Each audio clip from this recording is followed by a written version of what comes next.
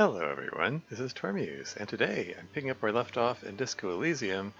Now that I finally got into the harbor, maybe I can actually make some actual progress, actually, in this thing. Um, yeah, like that was the, the last, like I've explored the entirety of the area surrounding the harbor, because it's the last thing left. So let's go down there. Let's see what we can see, because this opens up the possibility of um, one, getting to my jacket and hopefully maybe finding my badge. Two, um, maybe finding some information that leads to the drug investigation. And three, um, getting access to the workers who can maybe help get the body down. Like all those things that I've been trying to get to advance the plot. Anyway, there's the jacket. The tarpaulin cloak is still hanging on the railing. The white rectangle of the Revachol Citizens Militia is clearly visible on its back. Grab the cloak. As your fingers touch the tarpaulin, it almost feels like the cloak wants to deliver a message of comfort through your fingertips. I will shield you from the elements and give my life for yours. That's what the cloak is relaying. Cool. Esprit de corps. I'm experiencing a sense of teamwork with my cloak. So, clothes. Oh yeah. Visual calculus, drama. Okay, esprit de corps, shivers. Okay, so this gives me two bonuses, esprit de corps and shivers, whereas this one just gives esprit de corps. So this is a superior jacket. Police cloak made from heavy tarpaulin. It would be nigh wind and waterproof if there weren't 3 bullet holes scattered on the surface. A signature white rectangle of the RCM covers the garment's back. Bullet holes? I mean, presumably Raphael Ambrosius Cousteau was not wearing this when those bullet holes were made. Was someone taking pot shots at it? Maybe even with his gun? So if I double click this, does it put it on? There you go. Cool. So, disco ass blazer. Yeah, I was kind of hoping, like,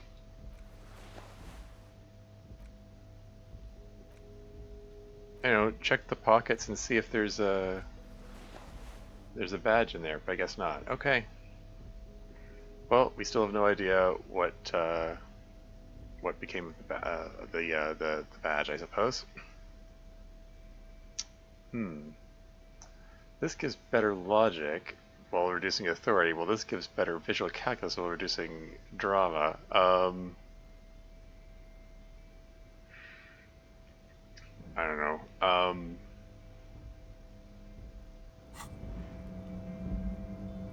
Does Kim have anything to say about that?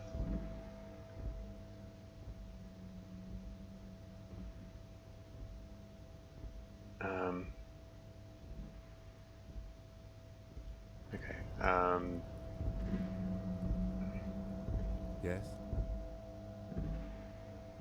Yeah, there's just nothing new. Okay. What can I see here? Collecting rainwater. Okay. Well, let's take a look around, I guess. Can I reach this? That's an area I haven't been to before. Can I look at that? I have a thought. All around you, great machines in quiescence.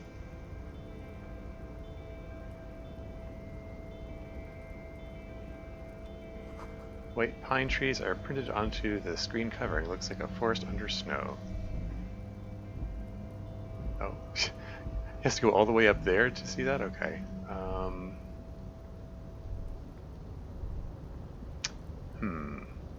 Okay, well, I don't know which ways. Like, there's another path that way. I don't know which way is better to go first. That appears to be the door that I came from. What have we here?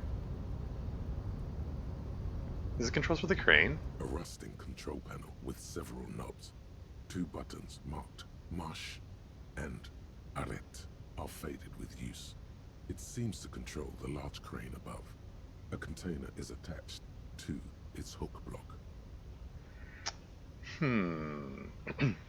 Marsh. On. Arrête. Off. I don't know if I should be messing around with this. I don't know. I think I should. There's somebody down there. Unless I have a reason to do that, I probably shouldn't mess with it. Probably still want to find people. I mean, want to find people to ask about getting the body down. Want to find maybe you see fade industrial lettering on the platform soon. Maybe find composite eye of halogen lights. Watch the emitting a low buzz. Yeah, I don't know. Find storage containers. See if we can find signs of the drugs being moved or something. What have we here? Free money. It's 8:27 p.m. That's oh, I have a thought. Cousin means Whale Fjord in Arden. Okay. Oh, that's the edge of the platform, I guess. Can I walk over here? Yeah. Wasn't clear where the borders are.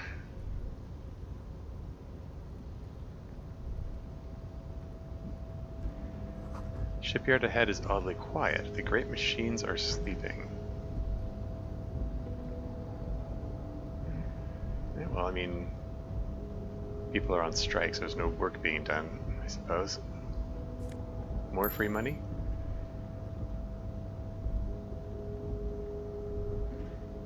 Just wandering around here. It's an empty case, or not empty case. Half. Ultra Series gloves would give a bonus to half-light. And I have a thought here. The musk of oil and rust comes from the chasm in front of you. Smells like blood. Okay. So, what does half-light do again? All these skills, all these things. Half-light, there it is. Let the body take control, threaten people? Oh, okay. So I wear these so I want to look more threatening. Okay. Currently I have gloves that promote electrochemistry. Great. I still have the bottle in hand. Just get rid of that here. Put the bag back. There you go. Keep an eye out for bottles. Shoot, that means bottles haven't been highlighting all this time. There could have been all kinds of bottles flying around which I didn't see. What have we here? Is this more money? Oh, finders keepers. Venture game rules. Industrial sized thermos smells like burnt coffee. What have we here? Kim's just silently watching the whole time, like, just casually taking people's money and stuff. Ah. I can go inside one of these storage containers? Map tab in your... Oh, okay. Coffee in the giant thermoses is still lukewarm. Okay, so there are people, gonna be people around here probably. Stair made of pallets leading up. Oh, hey. Would this be, what's his name? Everard? Perhaps? One of the brothers?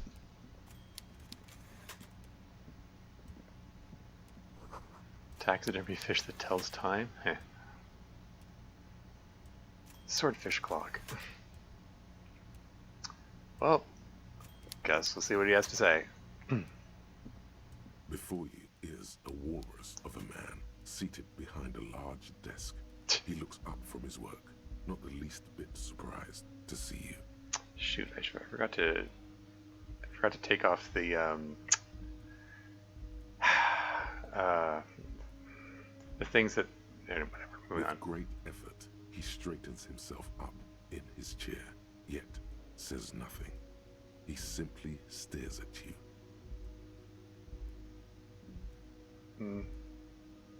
He's that Have a comrade. good day, Mr. Dubois. I'm sure I'll be seeing you around. He waves and returns his typing. Dubois? Wait. Is that my real name? Have I talked to him before?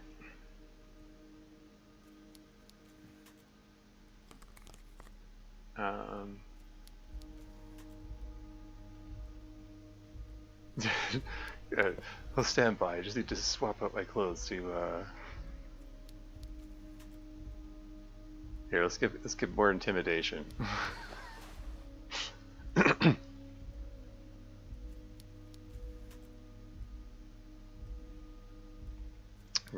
Reduced reaction speed, whereas this is reduced savoir-faire.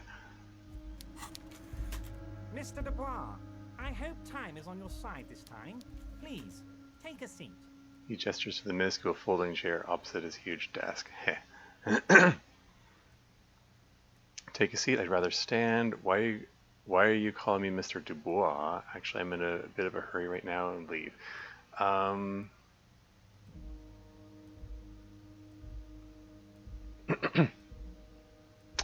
I mean, maybe this is an opportunity for me to learn my real name, perhaps? Why are you calling me Mr. Dubois? Please, Mr. Dubois, let us converse in a civilized manner, as equals. Take a seat. I insist. I take a seat, or I don't sit. It's kind of my thing. I'll take a seat, I guess. Excellent, Mr. Dubois. I can see that you're a reasonable man, and reasonable men can be of great use to one another. He gives you a sly wink. Remain serious or try to wink back. Damn, this chair is uncomfortable.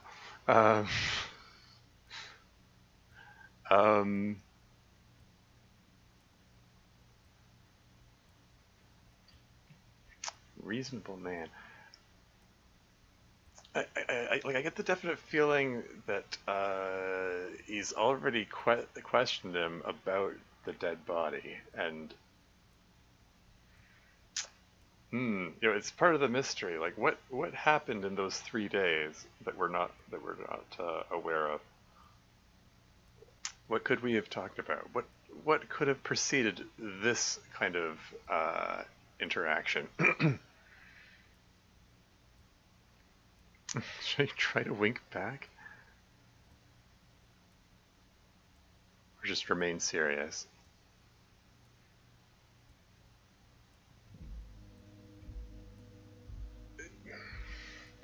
I mean, I don't know. Do you want to try to... We're trying to appeal to him for his help for getting the body down, so let's try to wink back, I guess.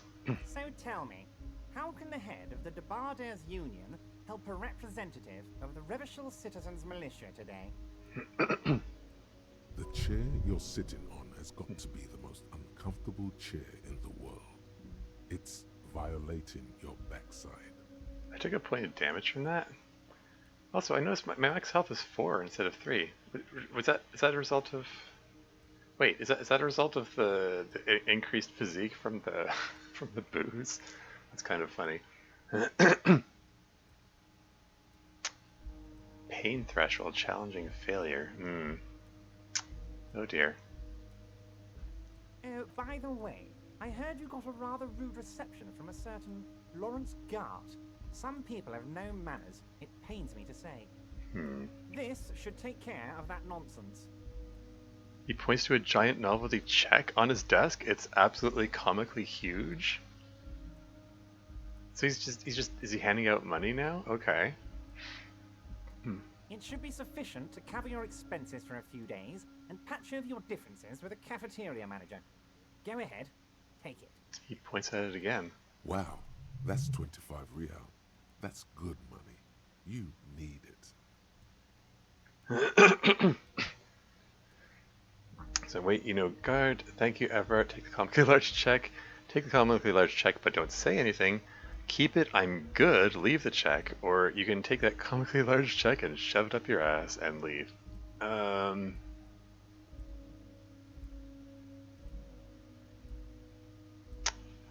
I mean, that doubles my current money. It's still not enough to pay off guards, but you know, kind of need everything I can get, right?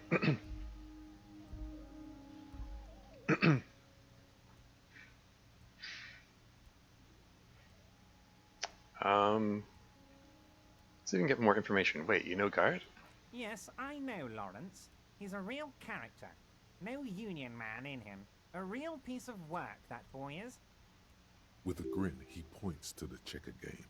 It's like you're on a game show. At least don't thank him for it.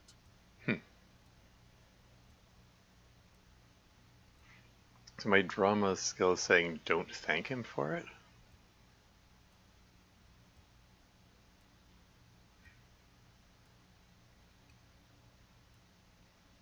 Yeah, this feels kind of shady. Like, is this some kind of bribe? Like, what is this money? What is he even giving the money for?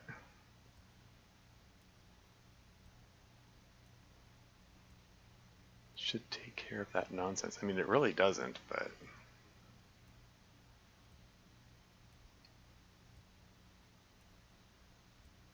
I guess I'll take it.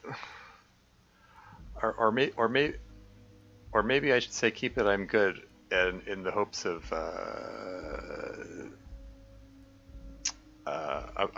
helping appeal to him to take the, get help bring the body down. I don't know. I feel like this might be a good opportunity to leverage us into, hey, keep the money if you'll help me get the body down, so we can get some some progress on this case and so on. I don't know. I'm gonna take the check. I think. Is there anything you'd like to say to me? Or... ... question mark. No.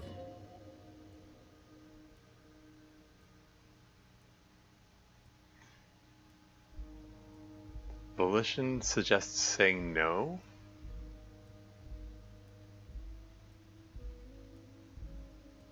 Yeah, thanks, or no, it's cool, you've got integrity.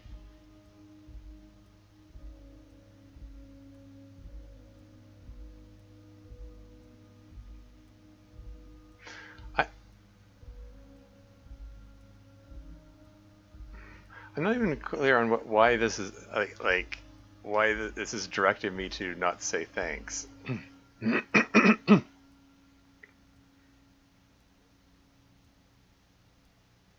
Like both drama and volition are telling me to say no, and not say thanks for the check. I don't really get why though. I don't know. I was raised with manners. I say like please and thank you and stuff.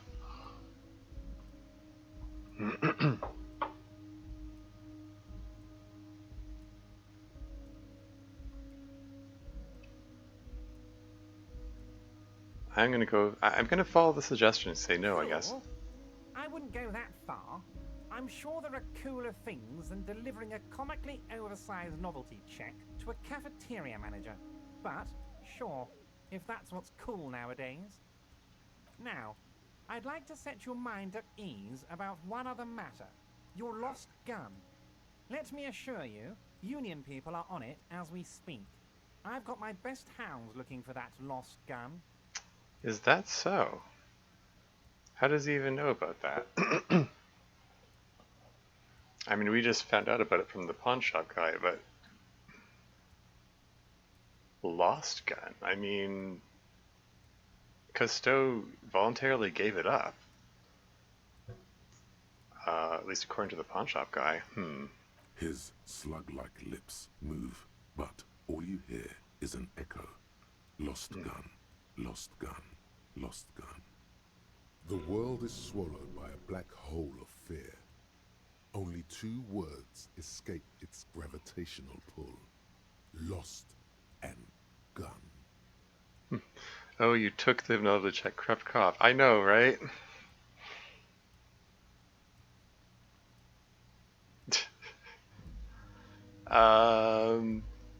Yeah, I don't know.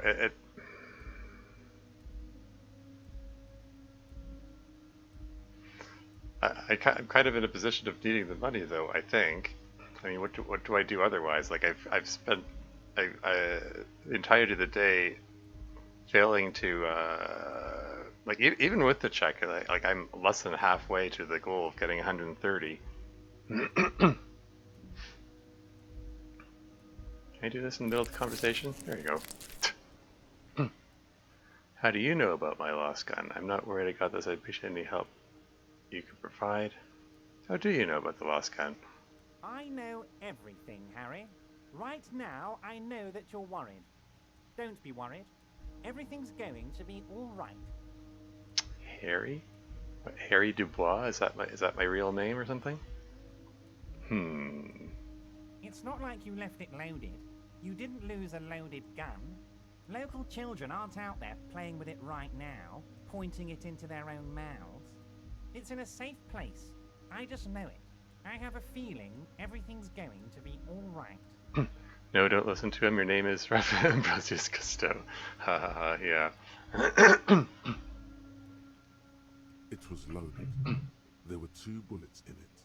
You always keep at least 2 barrels loaded. Composure challenging. Don't panic. -1 because I took the novelty check. +1 didn't say thanks for it. But -2 the chair is killing you.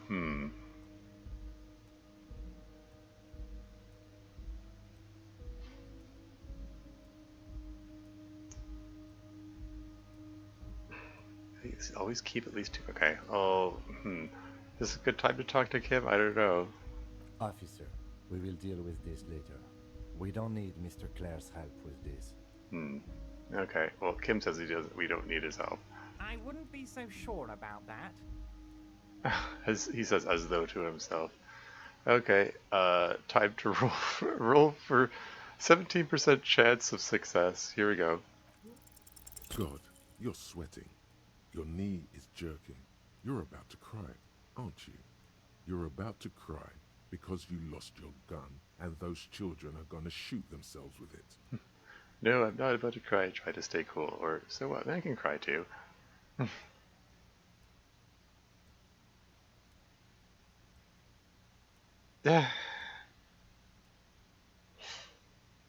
Maybe if I pick this option, I get sympathy from him. You want to cry? God, you're weak. Whatever you do, don't cry. He'll think you're disgusting. Aw. Shut up, internal voices. They go back and ask Joyce for money. Right? Mr. Dubois, you don't look so good. What is this, Mr. Dubois? He keeps repeating. What is he trying to pull here? You need to cool the fuck down. Chill. Yep. Playing with both sides by getting money out of both of them. That's the RCM way. I don't know. I mean, the game gave me the goal of getting 130 real. To get it from somewhere. Let's just shoot up some more magnesium here. In the middle of the conversation. Mr. Dubois! Mr. Dubois! Harry! Large man snaps his fingers, but to no effect. You're in some stupor. Keep sliding down the chair like a jello shot. There are no Harrys. Let your mind go to your safe place. Maggot sideways?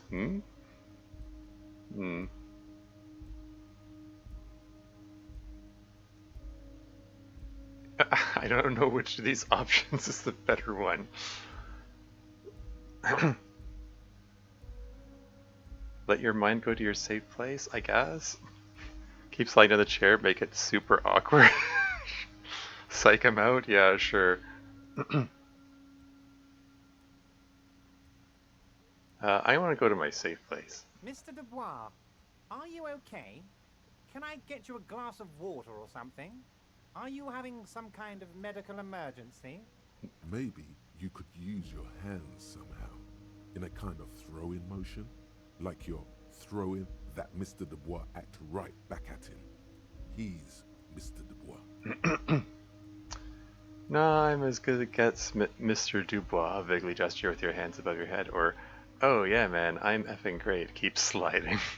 Actually, this chair's uncomfortable. I could use that glass of water to sit upright, or I'm melting. um, yeah, so I seem to be at a significant disadvantage in this conversation here.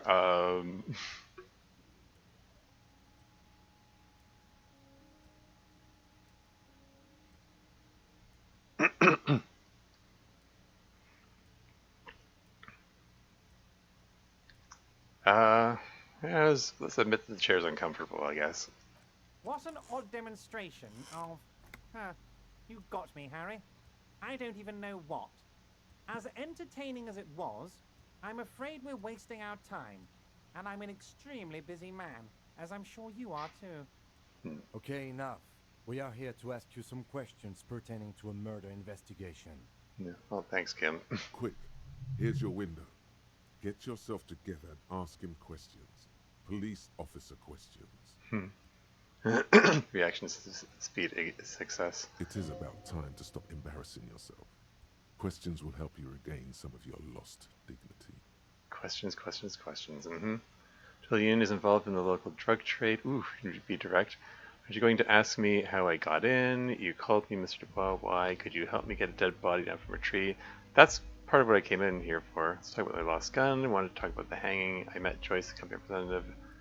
But we might talk in later. And this is a big thing we came in here for. So... You might have noticed there's one hanging on a tree behind the hostel cafeteria. Oh my. Don't take this question personally, but why would I get involved in this matter? Well, we don't know how to get the body down, that's why. Mr. Clare, the man was hanged with a cargo belt. A steel-reinforced cargo belt. It's safe to assume the Union had something to do with the murder. Here you go. Besides, getting the body down would benefit all of us. It's a stain on the neighborhood. Yeah. Way to go, Kim. Also, I studied the footprints of the crime scene worker booths. Yeah, the belt thing. Say nothing, or your community leader help your community out. Yeah. Studied the footprints of the crime scene worker booths. This is a result of my visual calculus earlier. So, hey, maybe that pays off here. I can certainly see how having him up there might start affecting some real estate values. He licks his fat lips and smiles. But of course, all joking aside, I am going to help you. He picks up the handset of a radio phone to his right, then clicks a button. Jean-Luc, the cop who bested you in physical combat is here, and he has a little dead body in a tree problem. Namely, he needs it to be taken down. Please extend him this courtesy. Jean-Luc? The cop who bested you in physical combat? Is he talking to Measurehead? Or is this some other unknown person that you met during those 3 days? You can find Luke down at the gates, but you already knew that.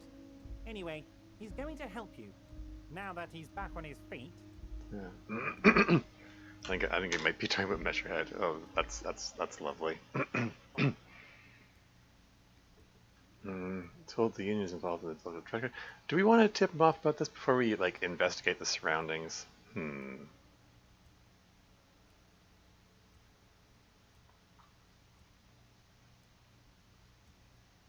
last gun. Want to talk about the hanging? I want to talk about the hanging. Oh, of course. That's your main thing here. That's why you're in Martinez. I know everything that goes on around here, and I would love to help you, like I'm helping you with the body. I mean, it's no secret that the lynching is connected to the strike. So much to talk about. Honestly, it's been weighing on me so heavily. I understand you need to interview me. I sense there's a but. But there's a thing that's been keeping me up at night. I want to talk about the hanging. I mean, if we could just calmly talk, exchange information, we could blow this thing wide open. He really does want to talk about it? Totally? Yes, that sounds good. Let's Ten- do that. Lieutenant says with a slow nod. But I can't think straight with this thing weighing on me. You're police officers, aren't you? I have a crazy idea. You guys are basically door-opening machines. Incredibly talented at opening doors. What's that supposed to mean? Is there a particular door he wants to get open?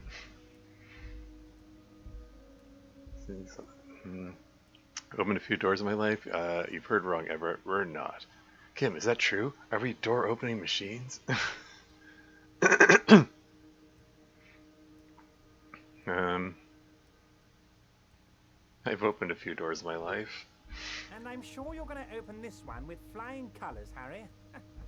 This really is very simple, and there's nothing shady about it. I'm sure there's nothing shady about it. That's very clear. Does this jiggling ooze think he's going to use you? He's got another thing coming. Play his game, son, with your eyes peeled. He's going to slip up, and when he does, you're going to come out on top. Why don't you just open it yourself? Whose door is it? I bet you don't even know anything about the hanging. Damn it, fine, I'll look into it. We need to talk about that murder. Accept the task, or I can't accept this thing, refuse the task for now.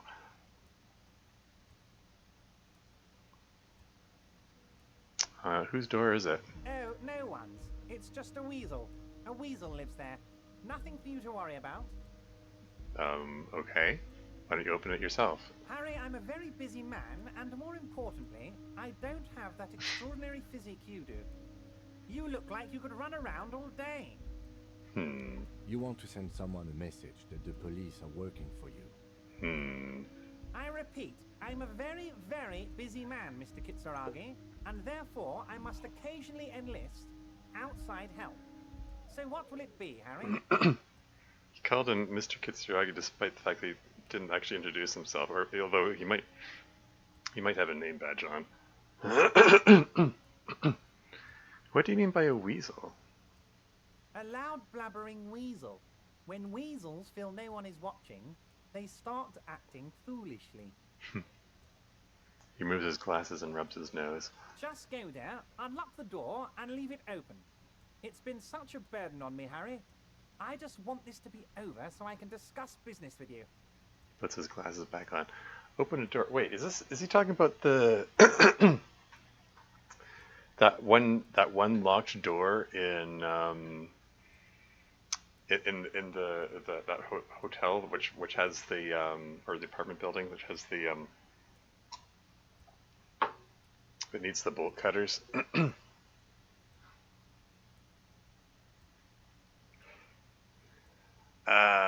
I don't know.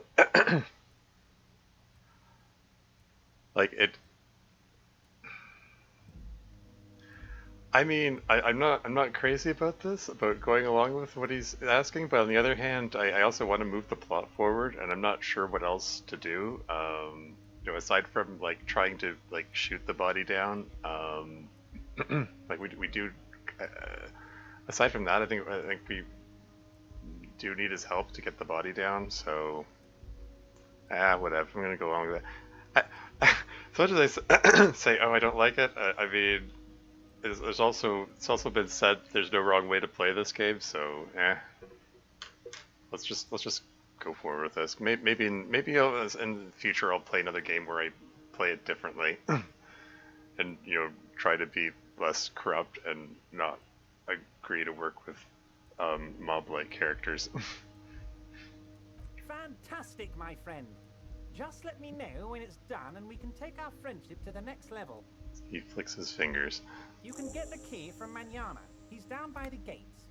Manana's like a free agent in the Union. Special operations. Hardened socialist. A real free thinker too.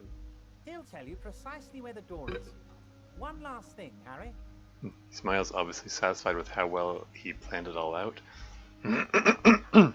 Just open the door. You don't need to go in or anything. I just want that weasel to come home and see the unlocked door.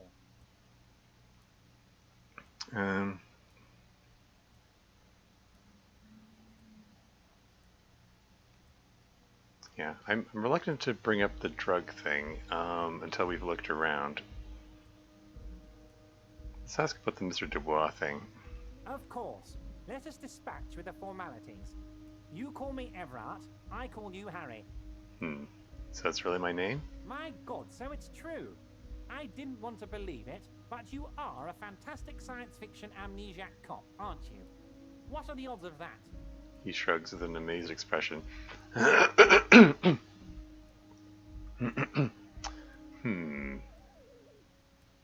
I think the odds of that are very low. He looks at you. So your memory is a bit hazy. My memory is fine. I'm just testing you.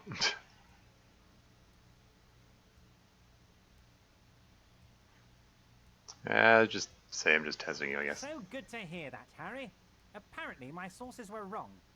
However, if you did have a spot of memory trouble, I could help you out with my big fat folder. Are you trying to tell me you've gotten hold of some of our documents? Lieutenant inspects Everett over his spectacles. I mean, Mr. Cousteau did try to dispose of his paperwork at some point in the last 3 days, so, Mr. Kitsuragi, would you mind? Me and Harry are talking about his lost identity right now. Oh boy. Don't just jump to the folder. That's not smart. Shows you're on the edge. Do some probing first. Yeah. Let's get this straight. What is my full name? Do you know anything about my family? Do I have a wife or kids? Or ... question mark. What kind of cop does it say I am? Where did you get that folder? Drama medium. Have another look at that folder. 58%? Read shipping folders before. I mean, it says don't just jump to the folder, but I have the option of doing that anyway.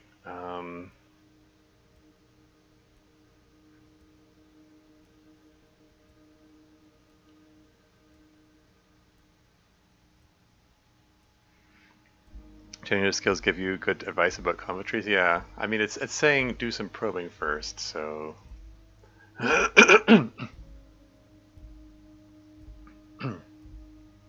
Where'd you get that folder? Ah, this? My friends in your organization gave it to me, Harry. In your organization? Uh-oh. Are there other corrupt cops around? I find that very suspicious. May I have a look? I'm afraid this is meant for Union eyes only, Mr. Kitsuragi. I'm sure you understand. Please continue, Harry.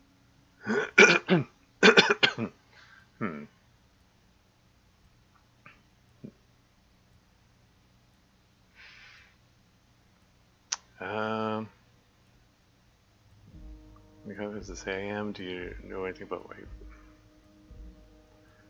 you have anything about my family? I have a wife or kids or... Family? Harry, you're not a family man. There's not one peep of family in here. Unless you think you're a family man. Do you strike yourself as a family man, Harry? You're right, I don't. I think I do. I'd be a wonderful father, or never mind family. Let's go with you, right, I don't. That's why I like you, Harry. A good man knows both his strengths and his weaknesses, and you, my friend, you are one of the all-time greats. Great. What kind of cop does it say I am? Harry, you're not simply a cop, you're a star. A bright shining star in the drab law enforcement sky, outshining all other stars. You're a superstar.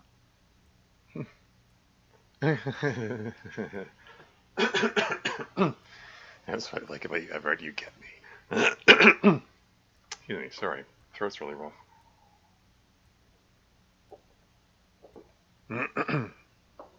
Or no, I'm definitely not a star. When I picked this self-deprecating option, it hurt my morale before, so I'm just going to go with the more positive one. Of course I do, Harry. And I'm gonna help you shine. I'm gonna put you on all the big stages. Your name in giant neon letters. Harry Dubois. He smiles a sly smile. The giant neon sign reading Harry Dubois, hanging from the Cavalson crane, can be seen all the way to Jamrock. Great. Somewhere in Mirova, a beautiful woman sees the bright glow on the horizon and says to herself, "Oh my god, I shouldn't have left him." Somewhere in Morova? Is it this memory of a past girlfriend or something? Oh hey, there's this has a higher chance of success now. after choosing these other options. Okay, let's ask this first, I guess. Let's get this straight. What is my full name? It's Harry. Harry Dubois. He glances at the folder. Inland Empire is sometimes not a healthy voice. Yeah, which one is Inland Empire again? Hunches and gut feelings. Ah, yes.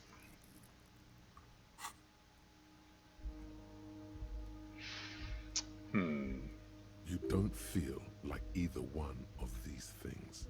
You know what your name is. You have a sophisticated name, like that of a count, or a beautiful man. Wait, I thought you were Harry Dubois. That's not my name. My name is Raphael Cousteau.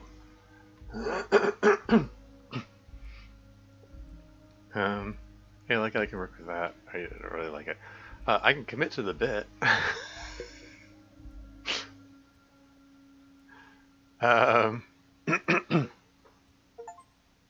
Hit.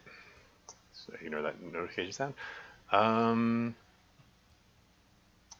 Conceptualization. It says failure, so I'm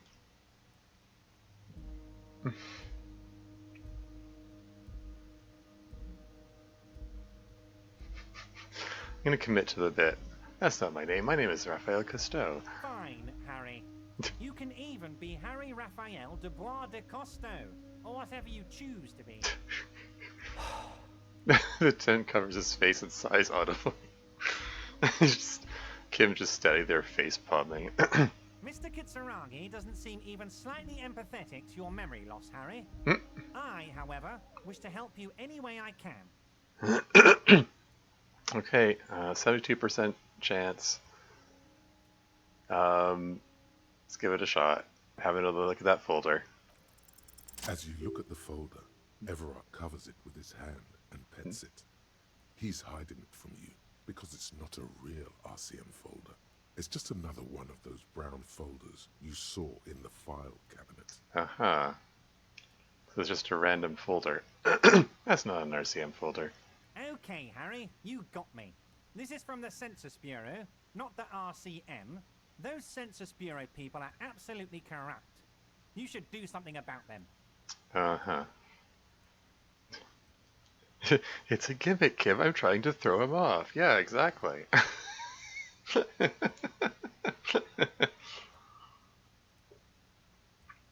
mean, Kim himself was suggesting I acted a little wacky. I mean, we came to Joyce anyway. He got the name from the Census Bureau, and everything else from your actions here in Martinez. Yeah. There you go. Yes, Mr. Kitsuragi from the Census Bureau. Like I said, now I'm actually a very busy man, so is there anything else I can do for you, Harry? That means he doesn't really know anything about you. Haha. A pity. The mystery of you will have to remain a mystery for the time being. So the Census Bureau says my name is Harry Dubois. It's my only option. Yes, that's what I said. Try to keep up, okay? Let's move on. So the union is involved in the local drug trade. Aren't you going to ask how I got here? Let's talk about my lost gun.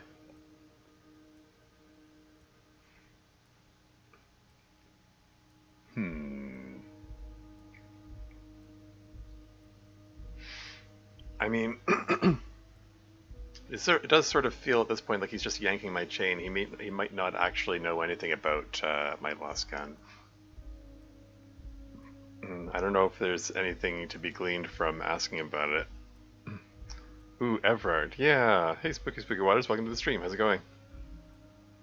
I found my way into the harbor area, and yeah.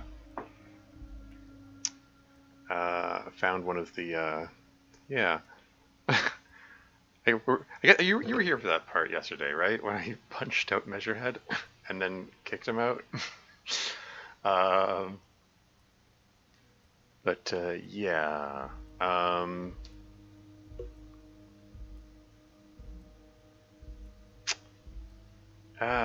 Should I ask him about the gun? I have a feeling he doesn't actually know, but then again, yeah, I came in right at the spin kick, yeah. um, yeah, it could be more information. You never know what's going to give you experience in this thing. Yes, your lost gun. My best men are on it. They're turning every stone, searching every playground, asking kids, grandmas, everyone. Do they know who bought it, though? Spin kick is easily the best of the 4 ways you can get into the harbor? Wait, 4 ways? I'm only aware of 3 ways.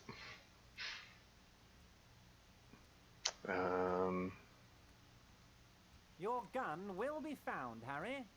Let me assure you of that. It's just a matter of time and effort. He winks at you.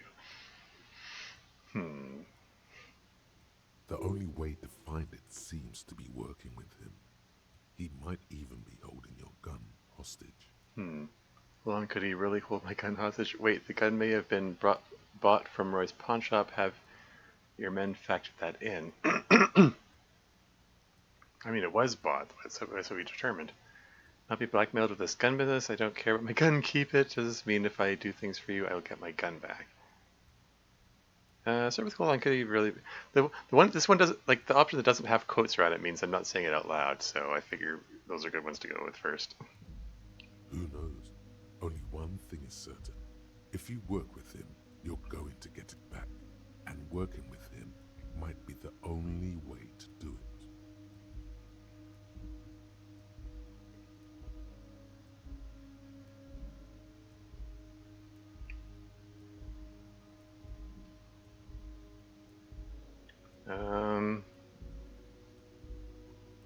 I don't know if I want to give him this information. Well, I don't know. Does this mean if I do things where I get my gun back? Let's... Damn it, Harry. That's exactly what it means. I'm only kidding, of course. He turns to the lieutenant. I'm only kidding, of course. He is not. Yeah, great. Thanks, Half-Light. Of course. I understand. We help you, you help us.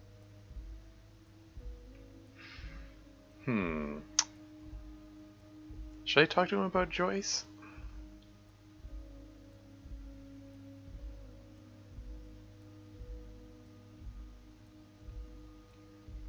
Did he agree to get the body? Yeah, he agreed to get the body down.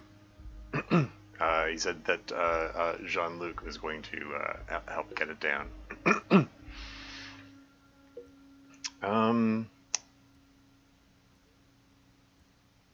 I mean, aren't you gonna say I got it? Presumably, he already heard that I knocked the guy out. Poor Measurehead, if you say so. Yes, let's go with this. Am I going to ask? Hell, Harry. You spin-kicked my strongest man in the face. I saw it from my window. Would you ask a man like that how he got into your container yard? I understand. I am a terrifying death cheater. I don't even know how I was able to do that. You don't have a window.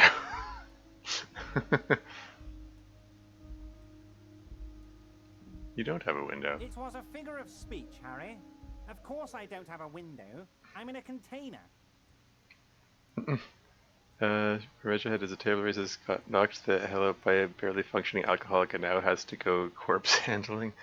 I mean, yeah. Anyway, I assure you, I am a very well-informed man. Information reaches me before I even get the chance to request it. Cool. Okay. I guess we can talk about Joyce. Oh, that's very nice. I haven't gotten around to her yet. I'm very, very busy, you see. I hope you're getting along. He adjusts the button on his sleeve. Yeah, I suppose he hasn't met with her yet. I mean, he met her predecessor, it said, and they didn't get along, to put it mildly. Anyway, well, One thing I want to make very clear, Harry, is that this is not some kind of union versus corporation situation. Everyone is just pals here. Uh-huh. Just pals? Like, you, your people killed Avad. You're just pals, eh? Okay. We're all trying to do what's best for Martinez here. Don't feel like you can't cooperate with her because you and I are such good friends and I'm helping you get that nasty body down from the tree. And with finding your lost gun. I'm not a jealous guy. Uh-huh. He and the last Wild Pines negotiator actually got along really well until Everett abruptly told him to F off. I mean, yeah. That's what Joyce indicated. What happened to the previous negotiator, Mr. Gomon? Joyce said the previous union leader vanished under suspicious circumstances. Joyce seems to think the union is lowballing her. Lowballing?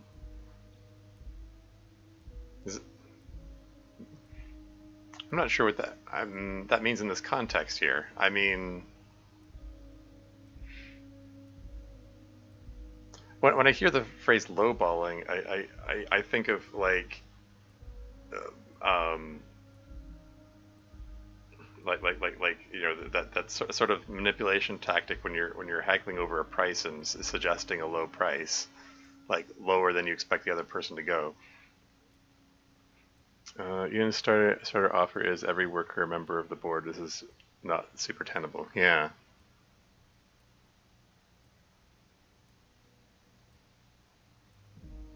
So like, I mean, wouldn't that, if they're asking for too much, wouldn't that be highballing? I feel like I'm misunderstanding something, or I don't know. Anyway, why let her in to see you? Let's go with, what happened to the previous negotiator, Mr. Gaumont? What do you mean, Harry? Nothing. I let him go. He made concessions for the company in previous negotiations. Why would you let an ally like that go? Yeah, good question. He's an old man, Harry. I wanted him to spend more time with his family. God knows how long he's got left. You called him a midget. I mean, union starter offer is every worker. Oh wait, I already read that. Yeah, anyway, okay. You called him a midget. Harry, I have little people in my organization. I would never call someone a midget. What is this? Honestly, I'm beginning to think you're a midget, Harry. I'm only kidding, Harry. You're not a midget. No one is. We're pals. It's hard to say if he really lost his temper, or if this is another one of his tricks. This man almost never angers visibly. Yeah. Hers is just the worst.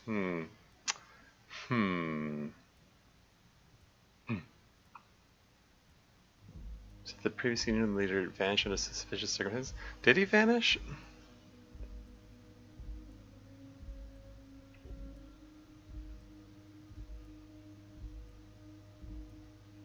Anyway, why haven't you let her in to see you? If she actually wants to see me, she will find a way. Any good negotiator would. And I just don't have anything to discuss with a bad negotiator. She did vanish, or at least Joyce claimed she did? She did?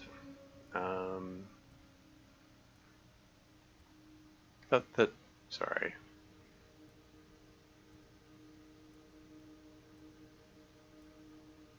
Wait, what do you mean, sorry, what do you mean she? We're talking about, you're talking about a he, I thought.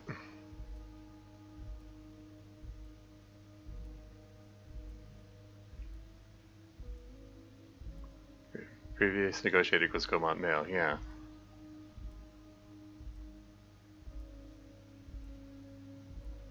Previous union boss. Oh, okay.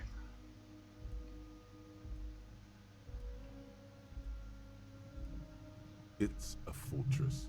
He knows she can't get in here. Yeah. He doesn't want to see her.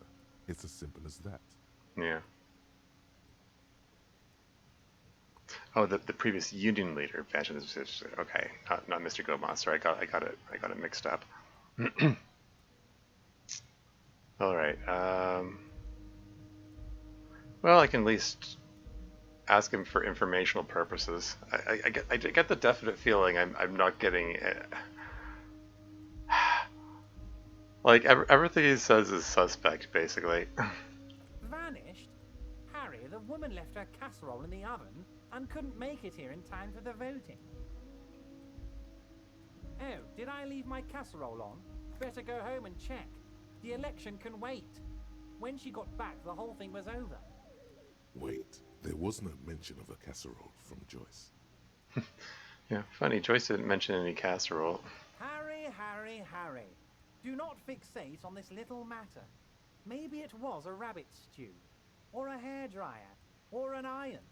The point is, her heart wasn't in it. Mine was.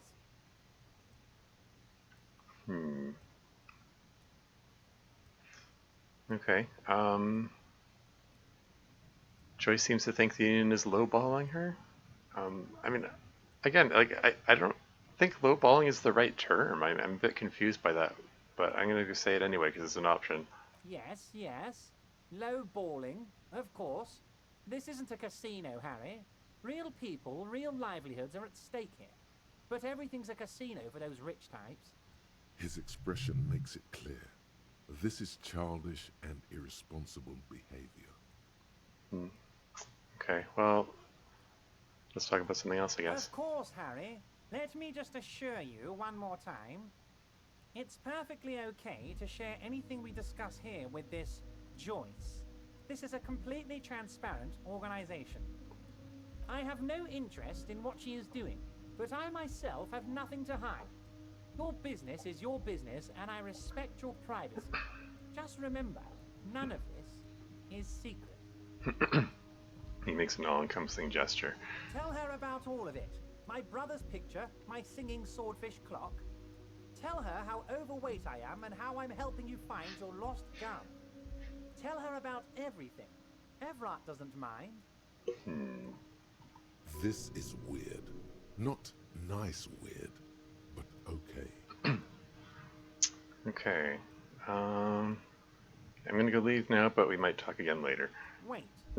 You need this to get in and out through the gate. He leans, reaches into his drawer, and pulls out a plastic card. Okay. Thanks, I was wondering how I'm supposed to get out. Great, I wouldn't want to get stuck in here.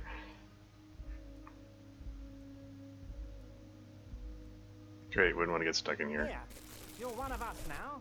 A real red and white Union man. Take care, Harry. I have a thought. As you turn, a bright light catches your eye, making you squint. Bright light catches your eye. Where's it coming from? From a distant sunset, a stage light, flash photography, nowhere in particular. It's just what superstar law officers do. They squint at lights, and they solve shit. Okay, actually, now that I hear superstar and law official in a sentence, they sound weird together. Or, yeah, that's me. I've been establishing my superstardom hard lately.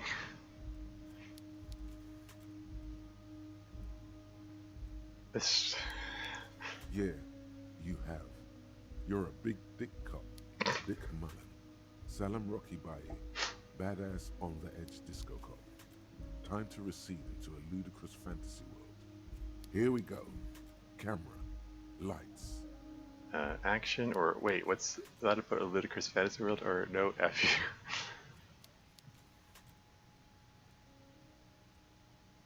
you. What is all this about? What's that about a ludicrous fantasy world? Yeah, you know. Beneath it is just heartbreak, a pulmonary tract infection, atherosclerotic disease. This is where you say action and reconceptualize all that. Reinvent it as the world's first celebrity police officer. So whether you want to be a superstar, sure. F it, action, I guess. With a sudden flash, the world freezes around you, and you along with it. In an iconic monochrome solution, a black silhouette against a rasterized orange world. It's on. So now I have a thought about being some kind of superstar. -2 logic still seems unlikely.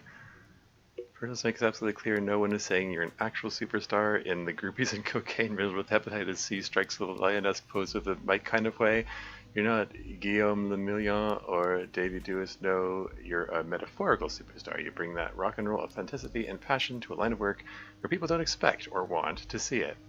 Where some would say it doesn't belong. Law enforcement. Okay. So, apartment door for Everard. Get the key to the Weasel's door from Manana.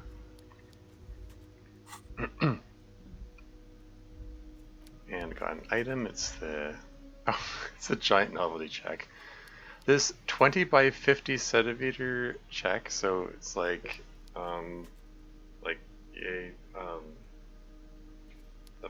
that's that kind of size. Looks like it's meant to be handed over ceremoniously on a gala-like event. It supposedly exchanges for 25 real at your local fruit store. Below the number, a careful hand has written the words "Constable's rent, all of it." Note: worthless in a pawn shop. It says 25 real, but it doesn't cover all of the rent though. Oh well.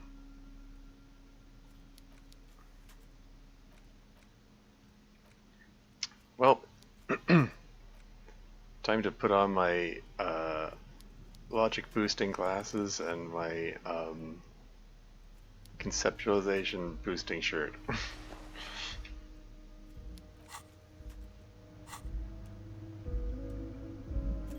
Am I able to go back here? It looks like there might be a path there. Maybe not.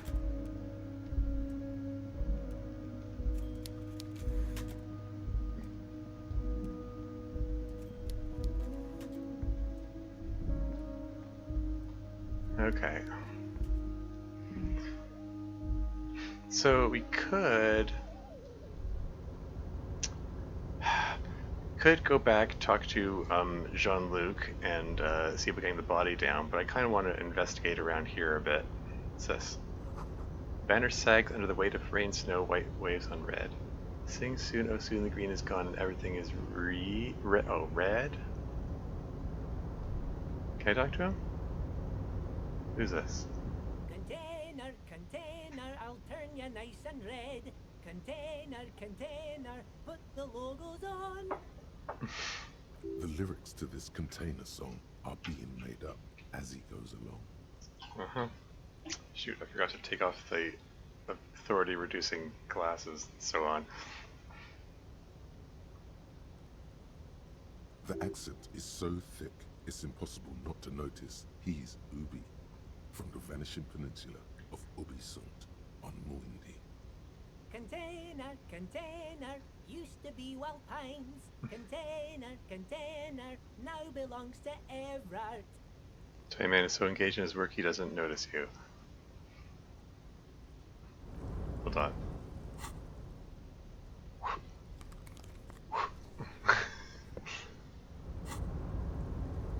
Container, container, The accent is container. Everard, Everard, Everard, he looks after everyone. Huh? Well, hey there. How can I help you, mister? I see you are not a union man, mister. Did you get lost? You're not one of them scabs, are you? Shadow passed over his kind face.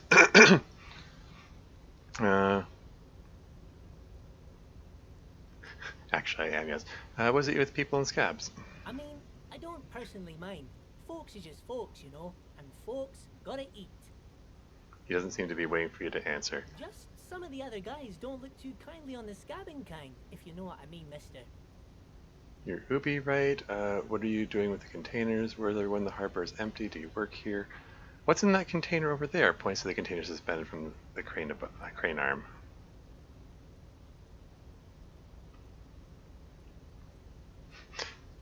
I'm curious about that. Oh, that one. That should be empty as far as I know. Lots of containers here have nothing in them. They're just waiting to be loaded up. Oh, darn. Does that mean I'm not going to find any of the drugs that we're supposed to be looking for? What are you doing with the containers? Oh, I'm just making some covers for them containers here. Yes, I am. Yes, I am. So it's easier for the crane operators to spot them. He waves at the containers towering behind him. Logic medium, what's going on here? Look at the mountains of caves rising behind him. Ah, darn. Maybe I should have been wearing the logic glasses.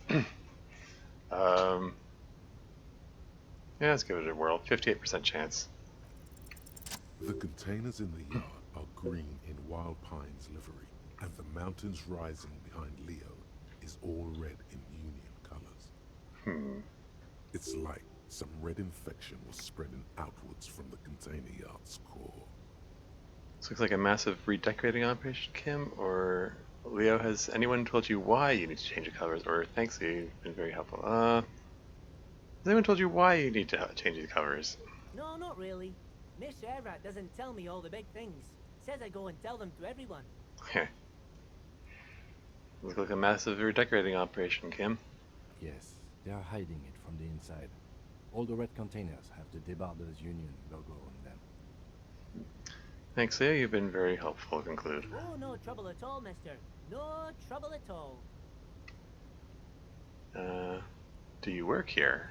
Yes, yes. Everybody needs a job, and this is mine. I'm Leonard, by the way. Leonard Bellick. But everyone calls me Leo. Little man raises his hand in a welcoming gesture.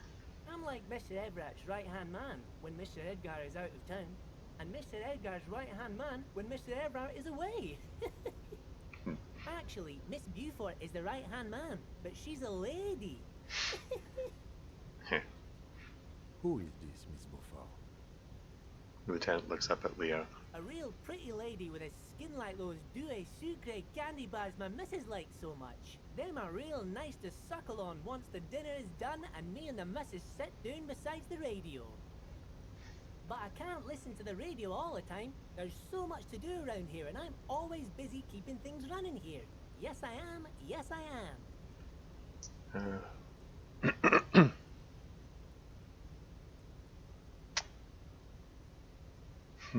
Yeah, so who is she? Miss Beaufort? Or I think you're doing a great job. Yeah, I'm pretty sure this place would totally fall apart if you didn't shine the bossman's shoes, Leo. Let's go with, who's this Miss Beaufort you mentioned? Oh, Lizzie.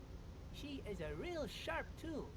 Mr. Everett put her through some fancy school and everything, east of the river. 4 years she was gone, and when she came back, she was all fancy and lawyerly. She sounds super trustworthy and extremely noble. What? Because she's a lawyer? Yeah. But she's a real nice girl. Grew up in this here neighborhood. Knows everybody and gets along with everyone. Real pillar of the community one day, I'm sure.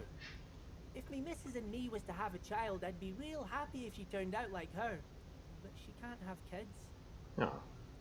Dr. Lemaitre said so, and she knows about such things. Been a doctor for almost 50 years she has. He sighs and falls silent, watching you meekly with his blue eyes.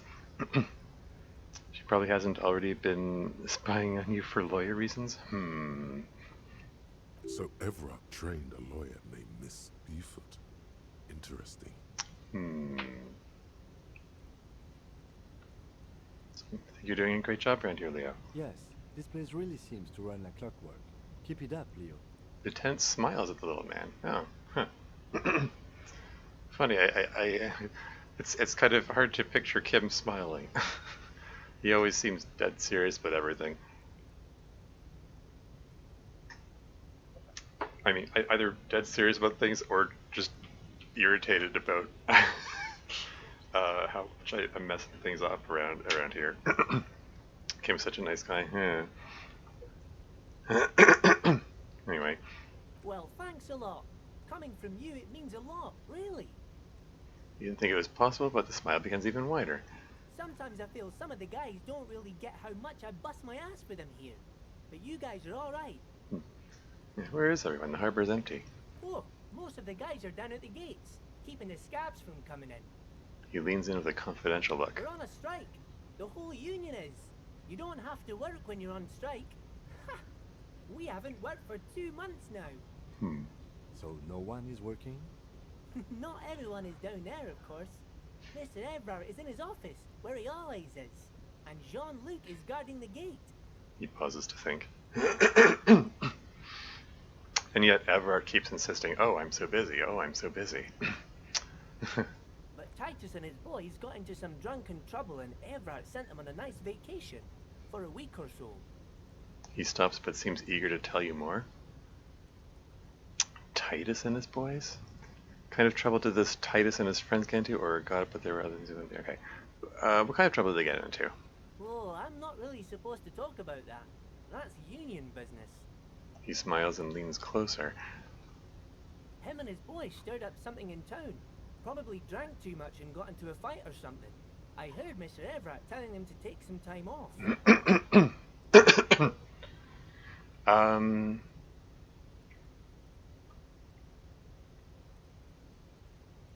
For a week or so. Could this trouble be related to, I don't know, killing a man and stringing him up in a tree, perhaps? Really? Did they kill someone? Or what did they actually do? Are there perhaps 8 of them? Yeah. What did they actually do? Or did they kill someone? They could be a little more direct.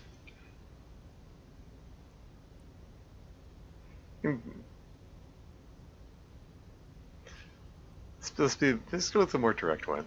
No, I don't think they killed anyone. Let's better talk about something else. Titus and his boys do good work. I don't want to get them in trouble over a little drinking.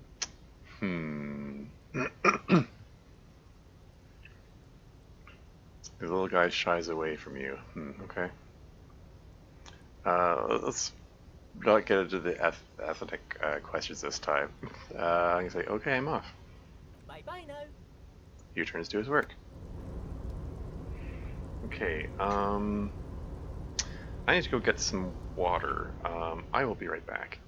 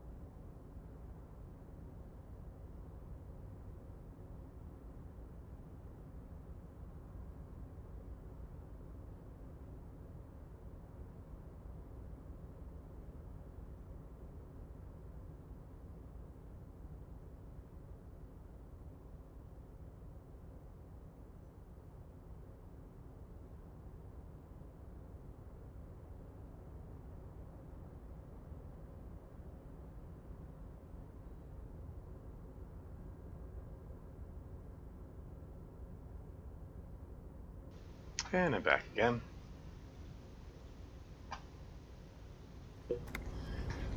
Okay.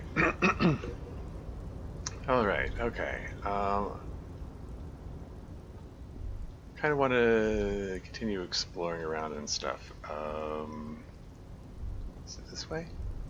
It's hard to tell where the paths are sometimes. The speaker towers sound there is no work to organize in the yard below.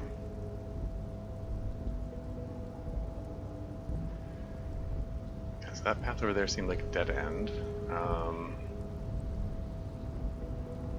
There's nothing to look at over here.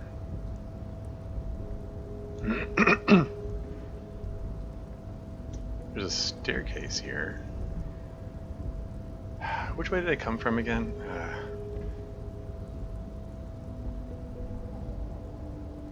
Right, okay. Okay, because I passed by here on the way here. Okay, is there anything over here? I think I already checked over here, but I just want to be thorough. Yeah, because this is the edge of the platform here. Right, okay.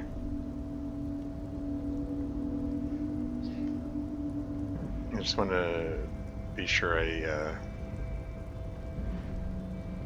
look around here. I don't know if I want to be messing around with the controls here. It gives me the option of doing it.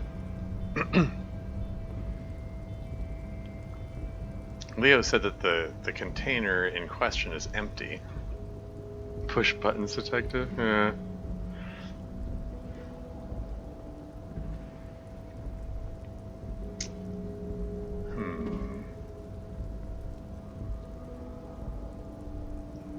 I think there's only, I think over here is the only path left. Oh. What have we here? At least 3 packs worth of cigarette butts. Numerous empty bottles of Commodore Red and potent Pilsner. And could these be empty bottles for my bag here? Hooray!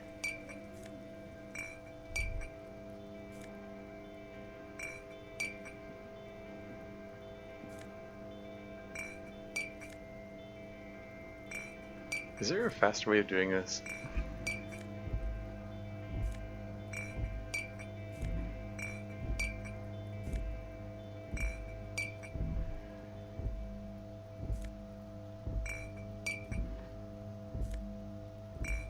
I wonder how late Freed is open. So what have we got over here? This is the night watchman's booth. The name on the door reads René Arnaud. This is where Renee works. I'm gonna look around, search the booth. Oh, that box down there is purple. Means it's openable with the pry bar. Oh, okay. So they wanted to make it tedious bottle pickup on purpose. Oh, great. Renee Arnaud. Have we heard that name before?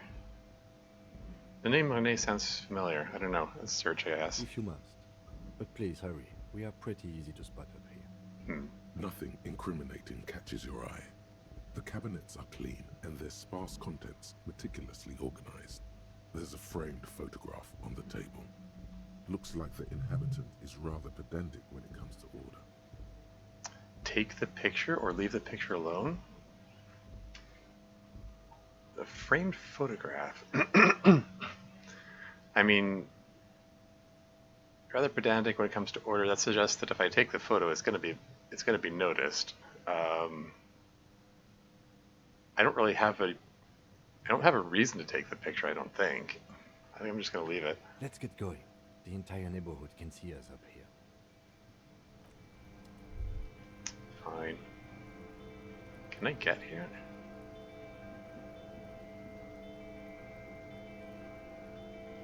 Clicking on it doesn't do anything. I guess it's not reachable from here.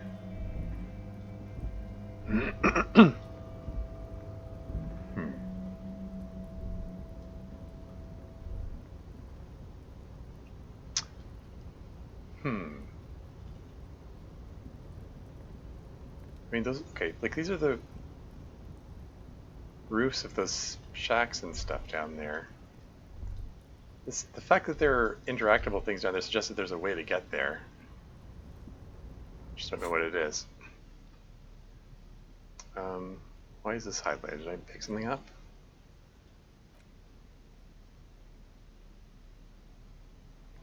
Should I put these things back on?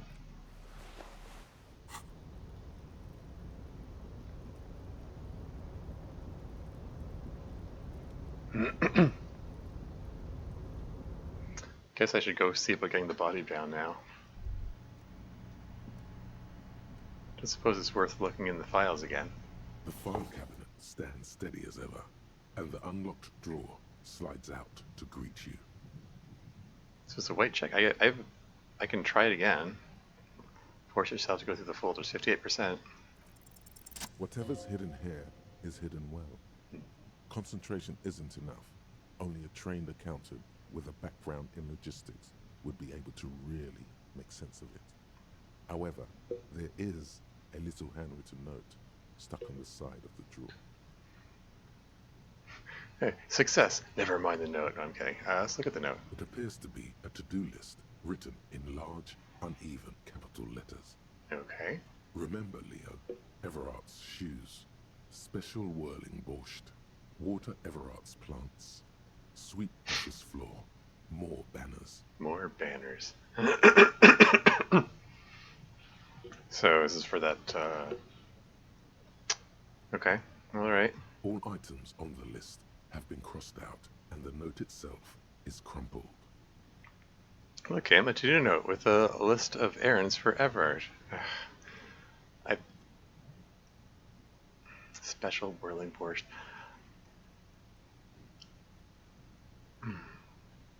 I don't think there's anything of note here. I mean, unless, I don't know, the borscht is poisoned or something. Everard has someone running errands for him. Nothing incriminating here, though. Yeah. The special borscht seems a bit odd in the list. It does. Special whirling borscht seems interesting. Yeah, it seems out of place compared to the, like, shining shoes, watering plants, sweeping the floor, you know, putting up the banners, but like making borscht. It does. That's an odd one out. I mean, that's something that's requires some like cooking skill, whereas all the others are kind of unskilled labor in comparison.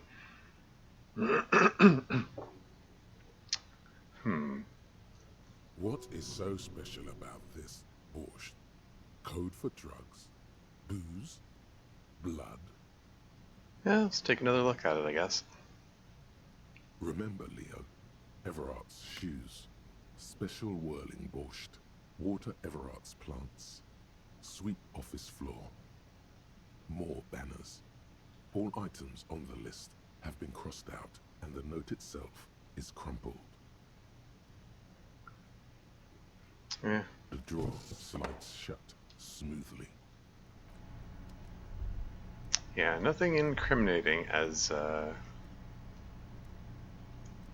Kim said, but oh, what's this?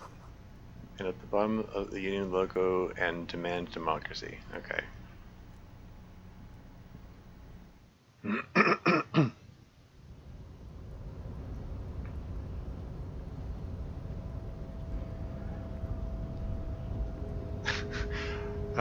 Okay.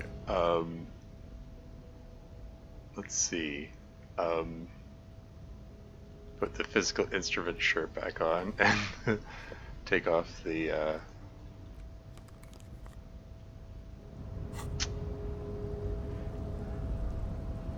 Jean-Luc, I presume. Wonder if I should save it before interacting with him. Not that I expect to reload or anything, but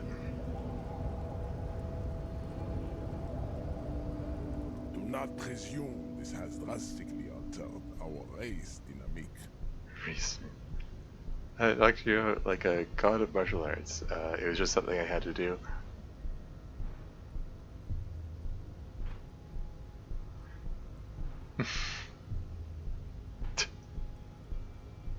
I feel like god of martial arts. True. I said nothing about our personal dynamic. That has altered a little.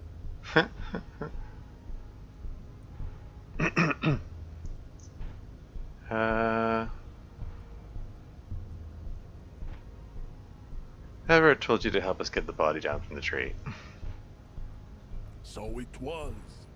You bested me in race combat to reach my superior, then had him give me an order. I salute your cunning, enemy. I will go and remove the body from the tree with my bare hands. Oh, great. You're so noble, Measurehead. But while I am gone, someone must stand guard on the bridge. That someone needs to be you. Both of you. Tent, what if we don't want to do that? Okay, then wait here while measure goes, or no way, we're not going to do that. Back off.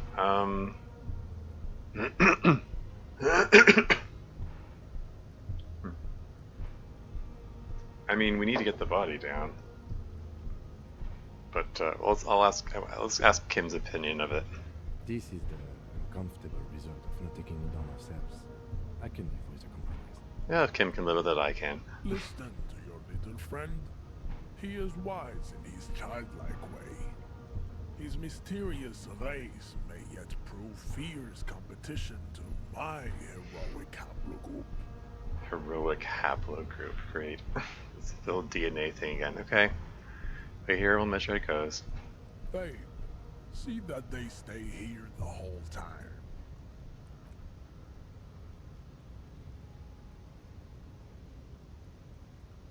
Great, how long is this going to take?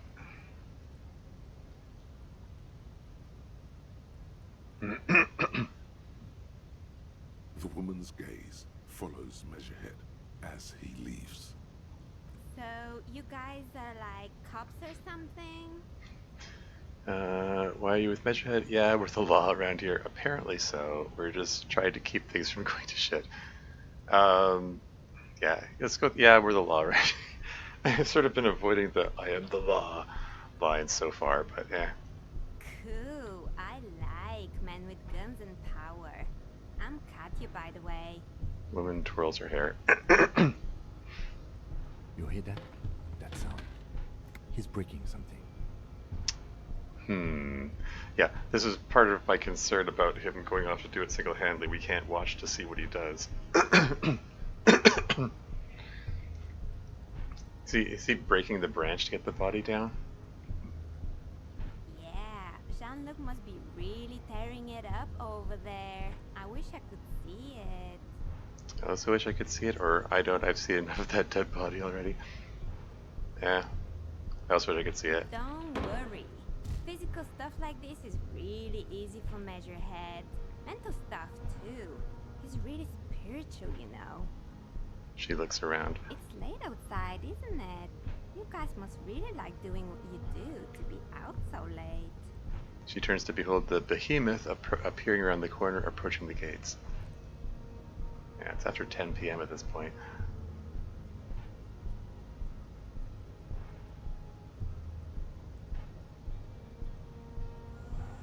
Task up there, getting the body down. The corpse has been removed from the tree. Stand down and congratulate yourself. You have sided with Ray's victory today. He brushes wooden flakes off his hands.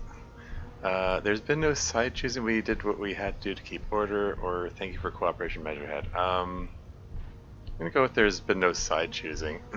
And what you had to do was to become a Union man for all to see. Uh-huh. We can ask him about the mug. Yeah, I don't really want to talk to them anymore. So...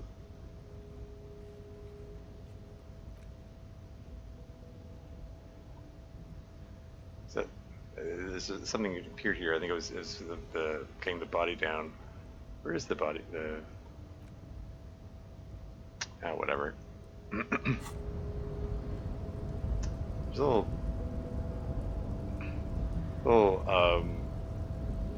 this thing's flashy here. Is that meant to talk to him? About calling it a day, maybe. The nights are still miserably cold this time of year. Yeah, I haven't paid the cafeteria manager for damages yet, though. You should take care of that then. but I don't have the money. Let's talk to him anyway. An officer of the RCM shouldn't be sleeping in the street. We'll figure something out.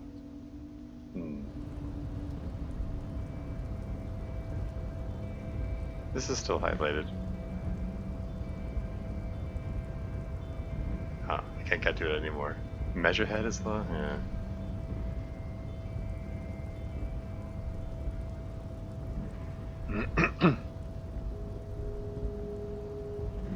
This is lit up over here. Oh, pay for damages. Try and negotiate with the capture image. Yeah, getting the body down. Go here to see what measure had accomplished. Yeah, we should probably check that out first. Oh yeah, where's Mignana? He isn't here. Oh wow, they're still here even though it's like 10 o'clock at night.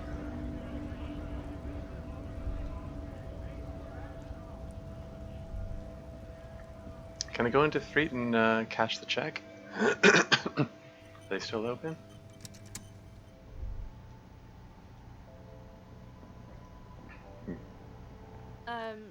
Is this about the questions again? Because I don't really know anything. I need to exchange this knowledge check for cash. Give her the knowledge check and gain 25. Yeah. Be officially accepting the bribe, I suppose.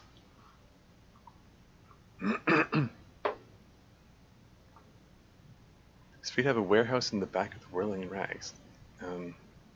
Mignana will see you, Mignana. It's past his bedtime. Yeah. Yeah, cause. Wow. I didn't know you worked for the union, sir. She rolls up the giant novelty check. Looks like she's seen it before and slips it under the counter. Anything else I can do for you? Blow the whole thing on speed and gin right now. Speed and gin. Great combo. Ask some local dealers, maybe. Thanks, electrochemistry. Does Street have a warehouse in the back of the Whirling and Rags? Why is this question coming up here? It doesn't look like it was here before. Yeah. A warehouse? I don't know. Maybe. I don't really care what Frit does. Can I give you something to work with here? Or this is important. Something to work with here? She looks up from under her brow. Fine. Frit doesn't have a warehouse. Just a little back room here. Okay? She turns back to her magazine without waiting for you to respond. Okay. Well, can also deposit those bottles that I found. The tear machine stands in the corner. A sign. Your bottles clunk into the machine, and the money appears with a satisfying jingle. You're a richer man now. Yeah. Not even halfway to the 130 that I need. 51, 53 I'll have to do, I suppose.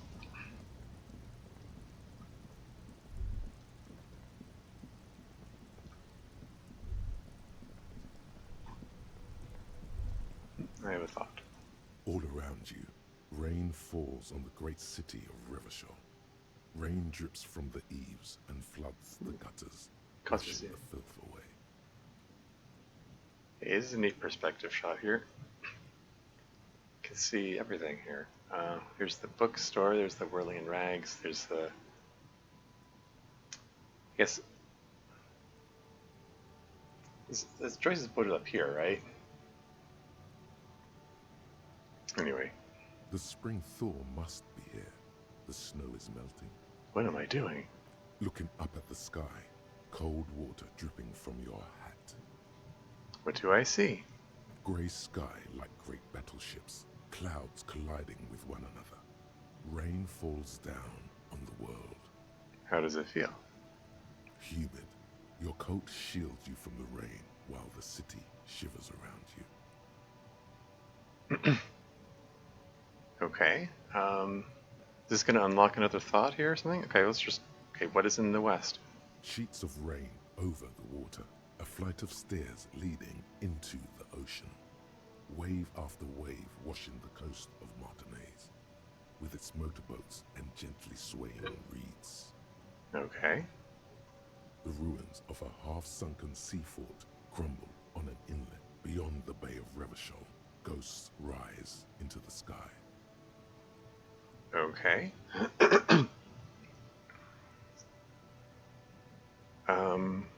Who are you, ghosts? What is down the shore? Or run your fingers through your dampened hair. Who are you, ghosts? The skyscrapers of La Delta, the financial district. Faint golden light seeps from the office windows. Will you ever go there? I don't know what this is about. Will I? Question mark? No, you are just one of the hundreds of thousands who watch them rise across the bay from Martinez every day. Sure. Okay. What is down the shore? Urban coastline, rain dripping off Eternite-covered roofs. Cinder blocks left over from half-finished construction. A defunct research and development building, once seized by revolutionaries. An old wooden church stands on stilts above the water. And beyond that? Coal City, end of all lines. Okay. Keep hearing about this church off into the west. I didn't seem to be able to get there. Run your fingers through your damned hair. Your hair is an oily mess flecked with ash from neighboring coal plants. Smokestacks rise somewhere in the distance. Okay. Right. What's in the east then? This thought arising out of nowhere with tons of dialogue. I have no idea what all this is about. Okay, let's move on. What's in the east? The great gates of the industrial harbor are locked. A chill runs down your back. You shudder like an animal trying to shake water from its hide. Clench your teeth to stop shuddering, or shake your shoulders again? Shake shoulders, I guess. You shudder, looking down at your feet. Dirty rainwater runs veins into the plaza's snow. Two green snakeskin shoes stand at attention on the mosaic paving of the plaza. Is that referring to my own shoes, I suppose? Okay. What's in the north? Capeside apartments.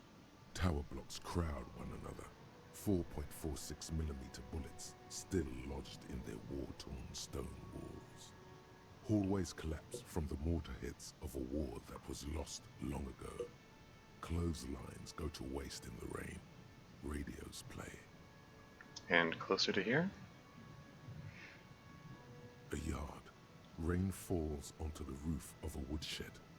Coal leaks into a puddle beneath a dead man's feet. He swings from a tree, bloated.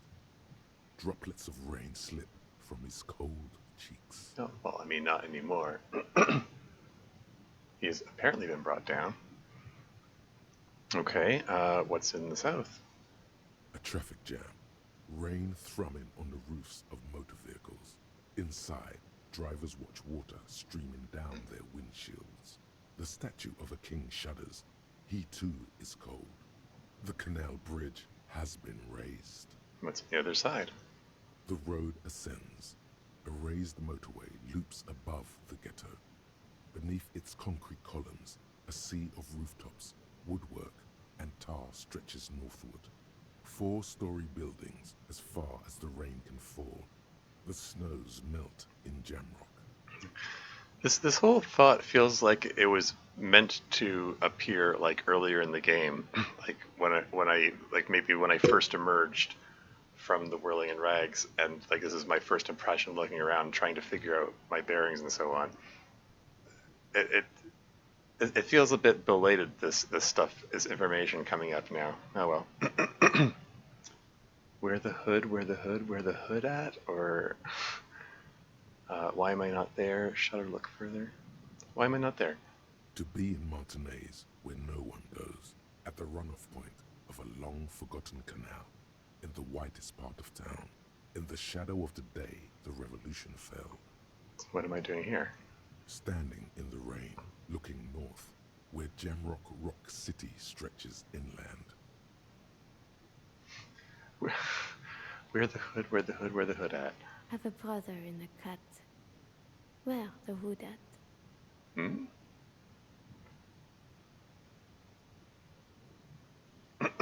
Okay. I'm not... Okay. Have a brother in the cut where the wood at? Is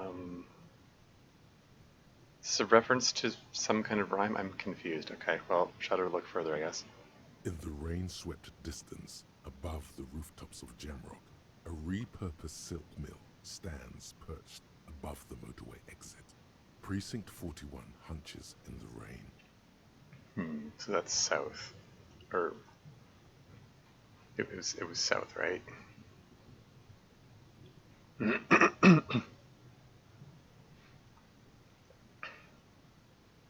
Okay. Your vision blurs. You wipe your face with your hand.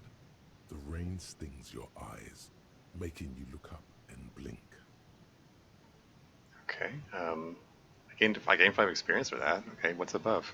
Coalition aerostatics hang like apparitions under the cloud cover. Way up there, where rain forms, rotors flutter silently. Your sight clears. And what's below? Collapsed storm drains, old sewage systems flooded with rainwater. Hidden weapon caches from the Revolution, doors leading down to Leroyam, the catacombs to which, for 3 centuries, they delivered the blue-blooded dead.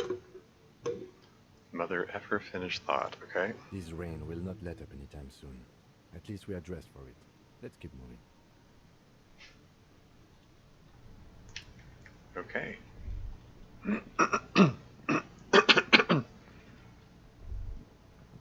At least we can say we got the body down before the day's end.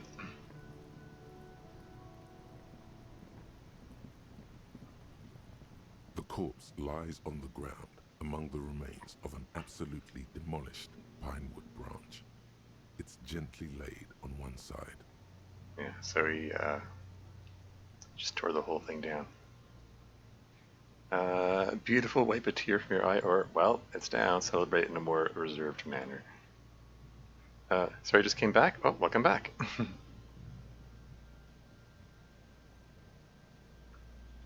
Mr. Measurehead has done a good job. Nothing is too broken or compromised.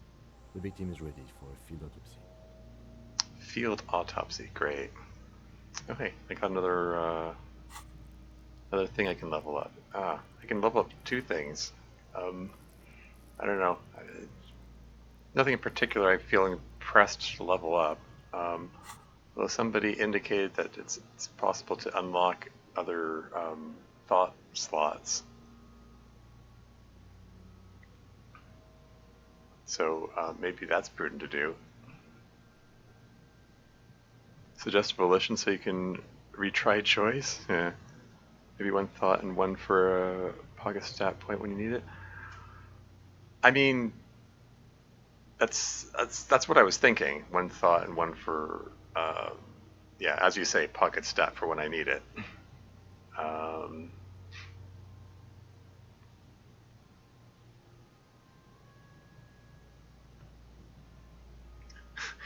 Like, which one do I want to unlock though? The 15th Indo tribe, or some kind of superstar? It's just I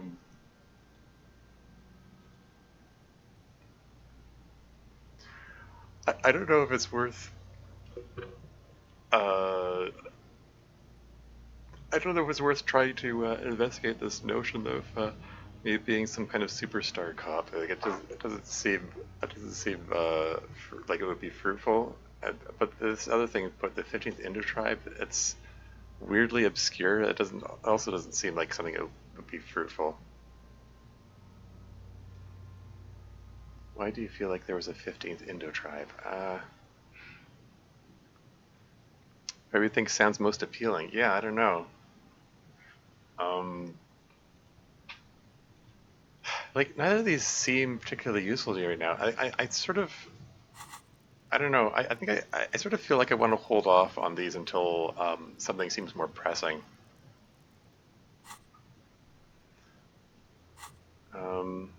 Yeah, anyway, field autopsy? Yes. 1. Investigation of the scene. 2. Initial examination of the victim. 3. Field autopsy. 4. Transportation of the body to the morgue. We are on number 3. Yeah, makes sense. The RCM's 4-phase murder scene processing manual. Mm-hmm. The fuck are they on about? Cop's gonna cut his shit up. Don't we have someone else for this? A doctor? Or don't we have someone else to cut his shit open? Or got it? Do we have someone else to cut his shit open? It's not about cutting. And no, you and I are detectives. The honorary rank of detective signifies our ability to handle the entire incident chain, from autopsy to cleanup to social work. Hmm. Honorary rank of detective? Yes, I feel like a detective. I don't think I'm a detective. What does he mean by honorary rank? An honor and a burden attached to your rank once you've proven yourself able, usually after 5 to 8 years of field work. Mine is lieutenant detective. Cool. Yes, I feel like a detective. You are. Your station would not have assigned you on this case if you weren't. Now, The lieutenant adjusts his glasses and takes a deep breath. Tell me something, dead man. Try to remove the dead man's boots.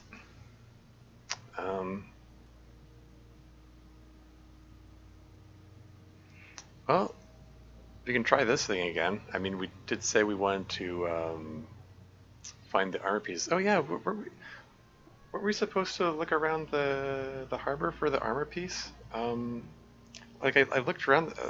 I didn't see anything anywhere. Wonder if I missed something. Anyway, let's try to remove his boots. I thought we decided to leave it to processing. Let's not turn this into some kind of circus. Okay, fine. Okay, so you can sneak out of your room maybe, after he's gone to sleep. Try to move him again, or tell me something, dead man. Shoot, Looney Rooney.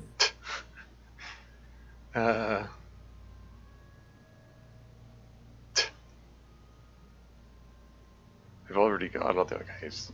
He's thinking you're boring. Do I remind you of someone? A child born with Muller's disease, harlequinism, grown up miraculously. Hmm?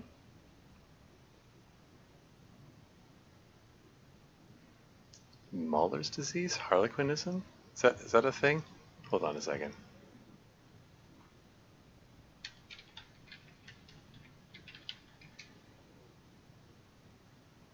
The disease scurvy, especially in infants? Okay. So, like vitamin C deficiency? Yeah. It's going to lead to like weak bones and stuff. Grown up miraculously, yeah. A deep sea creature. A baby affected with harlequinism, or even a baby affected with harlequinism. You sure wriggled out of that one? Coppellini. Okay. Come back later, Coppo. Amuse yourself with my frank manners and my memento mori features. If possible, also, see me in your dreams. I feel like I should look up the phrase memento mori. What does memento mori mean? Artistic or symbolic trope acting as a reminder of the inevitability of death. Yeah, okay, yeah. I had a feeling. I was playing Sunless Sea the other day, and one of the weapons in that game was called the Memento Mori. Anyway. Remember thou shalt die? Yeah. Good job, detective. Yeah. Alright, what exactly is a field autopsy? Come on, officer. You know what a field autopsy is. You've done 100 of them. Now let's get back to London and sell this to the dark spectacled animal. Yeah, sure. What you do know is, at 18.9 kilometers, the dormant shield volcano, Corpus Mundi, is the world's highest summit, and the failure of the 38 single, Epuis Descent, to crack the top 20 was the death knell of disco. But what a field autopsy is, you have no idea. This is the great encyclopedia is coming up with all these obscure facts, but why don't you know? What use are you? Do you have another pair of gloves? Oh yeah, I probably should have put the interfacing gloves on. Whoops. Why don't you know what use? Another pair of gloves. Unfortunately, no. Oh, what? Oh shoot! I said that out loud. I have gardening gloves, but maybe they are enough. They are better than nothing. Tell you what, I perform the anatomical side of things while you will take notes. We just fill this in, right? Show them the red field autopsy form in your ledger. Encyclopedia, the absolute king of useless facts. Yeah. That's right. Can you open your ledger at the field autopsy form? The dead man stares in silence as you crack open the ledger. The bright red paper is covered in boxes and lists, describing the condition of his skin and organs in 3 parts. Above those, an 11-field info form needs filling out first. It begins with Begin 1 assistant, or let's jump ahead to the 3-part summary. Begin assistant. That's you. Write the initials HDB, or write Harry Dubois, or write Raphael Ambrosius Cousteau, or leave it empty. Should I commit to the bit?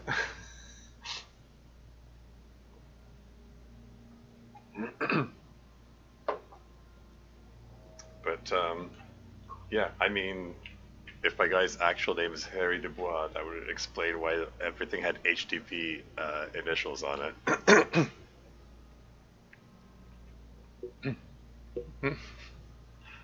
Raphael Ambrosius Cousteau. I mean, I should probably stick with. I mean, since this is an official form, it's probably best to stick with the same format that he had on all the other forms. It'll raise weird questions if I write Raphael Ambrosius Cousteau. Anyway, write the initials. the corpse is indifferent to your scribblings, just lies there. The next box says Coroner's case number. KK57 dash 0803 dot 0815. Presumably KK stands for Kim Kitsuragi. KK equals Kim Kitsuragi. 57 equals Precinct 57, followed by his date 0803 and time of arrival 0815 on the scene. He's indexed the case after himself, not you. Shouldn't we file the coroner's case under me? Technically, I arrived at the scene before you. Well, no, let's go with what Kim said. Let's just write it down. Next. 3, name. NA. Next. Non-applicable. Okay, so I guess we don't know his name. Date of birth. NA. Yeah. And age. Roughly 50. Roughly. Tilde 50. The corpse looks ageless, like meat on a hook. Race. Mondial. Mondial? Okay. Fair to olive skinned, from the Isola of Mundi. This is as vague as it gets. You might as well say whitish. Write it down. The pudgy mess of curdled meat looks neither mondial nor anything other. Sex. Fucky! The little monster exclaims energetically. Uh-huh. Male. Male. Pigs can have sex? I'm sure the form means gender, not whatever. Right, fucky, right male, right pig's gonna have sex. Let's just write male. You should actually have the option of writing these on the official form. Okay, anyway, write mail. Nor does he look male, with his pregnant belly and indistinguishable face. Date of death. We're still going with March 4th, 51. Yeah. Right. 040351. So, day, month, year. What else? 9. Body identified by is non-applicable. 10. Case number is the same as the coroner's case. Yeah. He looks over your shoulder. It's an interesting feat when he's hunched over the body over there. Oh well. KK 57 0503 0815 listens motionless, with the cargo belt still around his neck.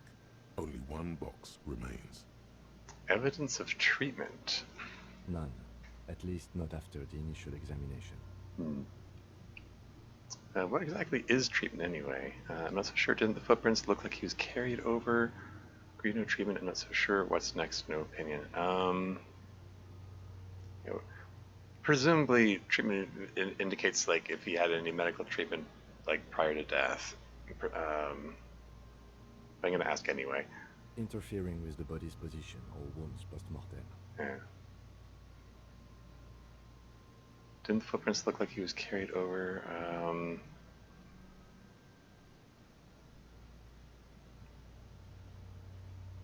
I mean, yeah, but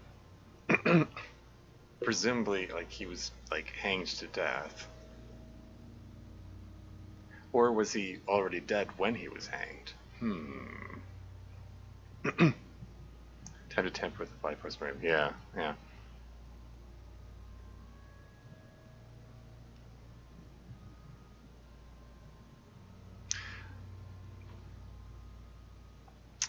I mean, that is rather curious. I mean, like, we did evidence did indicate that he was carried over. Like, was he unconscious or possibly dead when he was carried over? Like, maybe he was already dead when he was hanged. I'm gonna go with that. The purpose indicated he was carried over. They'd have to have incapacitated and carried him over. This man was more than a match for untrained dock workers. Places his hand on the dead man's chest as if in preparation. Your central nervous system recognizes this gesture. It's the stations of the breath. Ecclesiastic, religious in nature, a holdout from pre-DeLorean burial rites. It takes him 2 seconds to perform. Then, somewhere in Jamrock North, a small wood shed behind Rosencrantz Road, Lieutenant Nick Feuerbach puts his hand to the chest of a small corpse, no larger than a monkey. It's raining outside, light drizzle. There is darkness in the shed. This is a memory that he has, I guess? Who's this? Lieutenant Nick Feuerbach? Elsewhere yet, an obese female sits in a wicker chair, her silhouette bull-like against the window. Outside, Grand Crouton. The day is turning dim for Sergeant Mac Dawson. Hand extended, he approaches, to make sure she is dead more than anything else.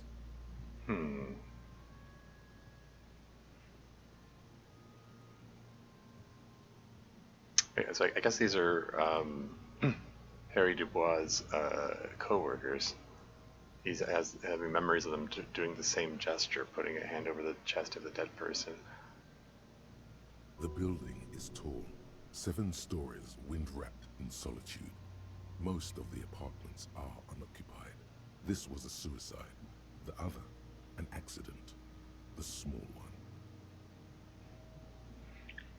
So presumably these are memories of other cases. I wonder if these are... is there something going to come of this? Like maybe these are the other cases that were in the... because there were several other cases listed in his ledger with the, you know, that was in the garbage that were like stained and torn and stuff. I wonder if this information is going to become relevant somehow.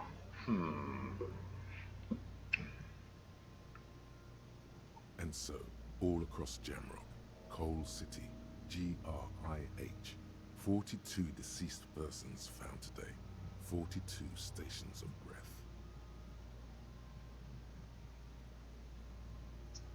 42 deceased persons found today? What? We should start the postmortem. Okay.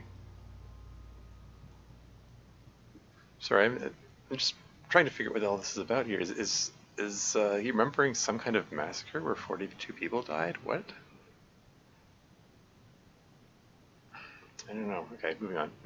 Turn the page. The corpse cannot feel Kim's hand on his chest. It no longer meaningfully interacts with its surroundings.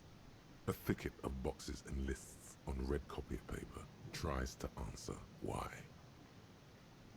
It's giving you flash sideways. These are present or all happening today. Yeah, so I was wondering because it said it did say found today, but why is it talking about it as though he would know about that? I mean, his only communication with the station was when they were all mocking him. Oh well. Try to remove the dead man's boots again. Okay, external examination summary. Clothes. The deceased wears armored boots and white briefs. The make of the briefs is Babrodine, I think. Let's see. Turns the body onto its side to check the underwear label. See, it's happening. Did the kid have to be present for this? Babrodine, yes. Inexpensive. Size M. Color white. The disappointment is palpable. The red-haired thing was expecting something more lurid. Write it down. The rest of the clothes have been removed post-mortem by scavengers in order to get to the victim's ceramic armor. Officers are in search of the missing pieces. Removal of the boots is left for processing. It would be clever of you to omit the boots altogether, sire. If you are to keep them for yourself, as you ought to, you have deserved them more than anyone else. When am I gonna get them? Yeah, seriously. Oh, I actually have the option to omit the boots. I actually can do what the thing suggested earlier and sneak out and remove the boots when Kim isn't looking. I probably should leave the boots to processing, as Kim suggested, though. When am I gonna get them? Sorry, when am I gonna get them? Patience. After the autopsy, before the body is taken away, there will be a window of opportunity. After the lieutenant has gone to sleep. I hope this has helped you, my liege.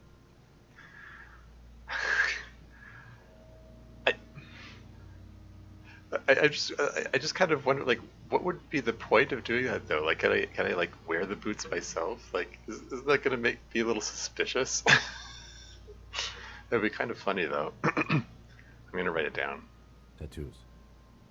He stands up, feet planted on either side of the body. The upper torso is covered in a single, continuous tattoo, resembling a map of the night sky. It reaches from the right shoulder to the heart. The ink is blue and white.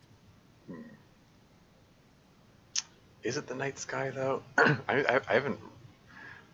I'm still considering the possibility that the tattoos are meant to resemble like a sea chart or something, or like an ocean chart. I don't know. Oh well. The assistant has a color photograph of the markings to be added to the case files as document A1. The photo is taken on the scene using a Trigat Mini. Write it down. The deceased has a belt for airlifting cargo around his neck, tied with a hangman's knot. Color yellow. Length 3 meters. There is a buckle on the other end. That's some detailed notes here, like even indicating the color of the airlifting cargo belt. Anyway, write it down. Well nourished, athletically built, measuring 1.8 meters, generally consistent with age, about 50. Preservation is good. Ambient temperature below freezing. Write it down. Body hair is light brown. Distribution is consistent with age. The deceased had male pattern baldness. Hair is combed back, short. Touch the corpse's hair before moving on? How about no? Write it down, short, light brown, male pattern baldness. Lividity is consistent with hanging. The head is congested. Contusions are present on the head, chest, and thighs. Consistent with stone thrown post-mortem. Low velocity. Yeesh. Drama's unique voice calling you sire, and my liege never fails to amuse. Yeah. You are a detective, and you should be thorough. Mm-hmm. Clearly, the key evidence was in his hair. Hmm.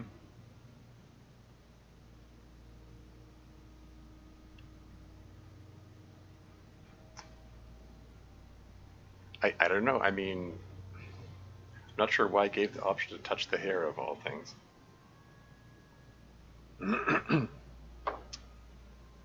But yeah, lividity is basically referring to like blood pooling. Yeah. Anyway. All right. Yeah. Stones thrown postmortem low velocity. Fucking low velocity? You think Kuno doesn't know what you're talking about? Velocity was fucking max. Talking shit about Kuno's velocity.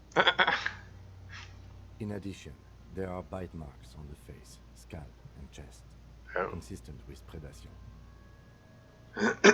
Bite marks. Write down, but amend for high velocity. Ha ha. Predation? Are we talking? I'm talking about like birds were nibbling at the corpse or something. Anyway, write it down, I guess. Ligature mark. Ligature mark. The lieutenant produces a small folding knife, with the other hand pulling on the belt. He starts cutting into the polyester. The stench is horrid. After a while, it's obvious the material cannot be cut. Ligature mark. That's Sorry, I feel like I need to double check the. It feels like a word I know, but I want to double check that thing used for tying or binding something tightly. There is no signs that the ligature was triangular. Okay. So he's trying to cut the material of the cable to get a look at the marks left by the cable, I guess. Oh hey, first time chatter, Dragon Carlo, welcome to the stream. Term ligature mark is also used in music, which may be why it feels familiar. Could be. I mean, yeah, ligature though, yeah. Anyway, moving right along. The steel wiring. There's too much of it. We need to remove the bell so we can get to the ligature mark. I mean, isn't there like a buckle or something you can undo, perhaps? You got just the right tool for that.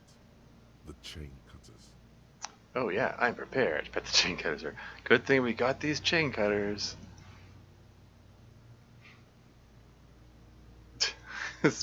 Pet the chain cutters. The hanged man lets out a joyous little bubble of rot from his nose.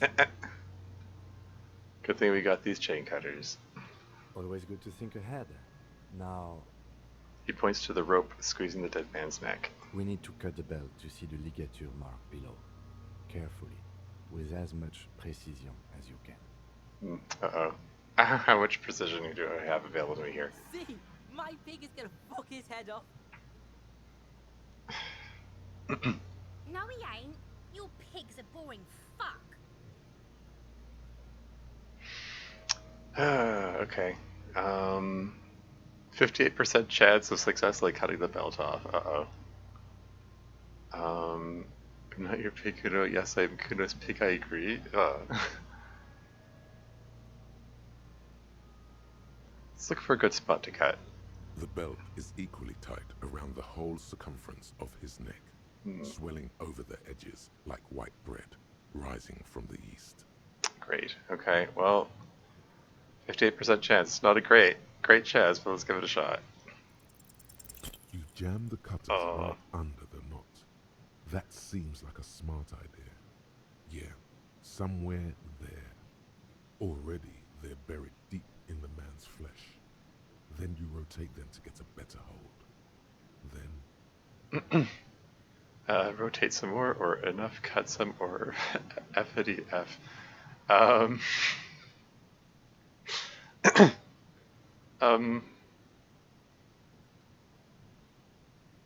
rotate some more? a really, really bad smell is coming from there now. And some kind of cracking sound. Oh, great. I have a feeling we're just... we kind of botched this. Are we like actually cutting into his neck instead of the cable? This is going to be bad. I could just let out some swearing, or I don't know. I'm afraid to cut. I'm just gonna swear. The lieutenant looks by, somewhat worried as you summon power words to your aid. Okay, enough. Cut some. Yeah, fuck him! Fuck that faggot!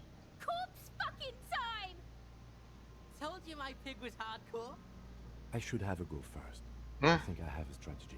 He steps in and takes the chain cutters from you. Okay, good. Let him work, or no, give them back. I was just about to cut it off. Okay, let's let him work. He sinks the cutters into the knot, preparing to perform the cuts, with his elbow to his knee for precision. Yes, that's much better form than you had. Snap. The knot is slashed. Another cut, and the belt falls apart like a flower bouquet, revealing the dead man's neck and the dark red ligature mark around it. Here. He hands you the chain cutters back, and then kneels closer to the body, running his finger along the dark red groove until he comes to a gap. The rope rises to a point, leaving a gap in the ligature mark. The suspension point is in the back of the neck, on the nape. A gap in the ligature mark. Suspension points in the back of the neck and name. Okay. That makes sense. As it ought to. This is where its grip on the curdled meat is gentlest, pulling up. Yeah. Hemorrhaging is observed on the skin, above and below the ligature mark. The mark is well pronounced, consistent with a drop from 1 or 1.5 meters. A drop from 1.1 or 1.5 meters. So they held him up high and then dropped him. How'd they get him up there? What was the crane or something? You know, but he was carried over.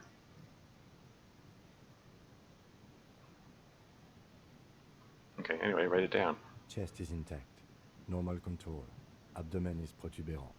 Pelvis intact. Genitalia. Chest intact. He presses down on it. Normal contour. Abdomen is protuberant. Pelvis intact. Genitalia. He pulls down the man's underpants. No! Let's get out and see! I fucking knew it! Genitalia is male and unremarkable. No evidence of injury. Inspect the genitals, or write it down and move on. I mean, the kudos are gonna...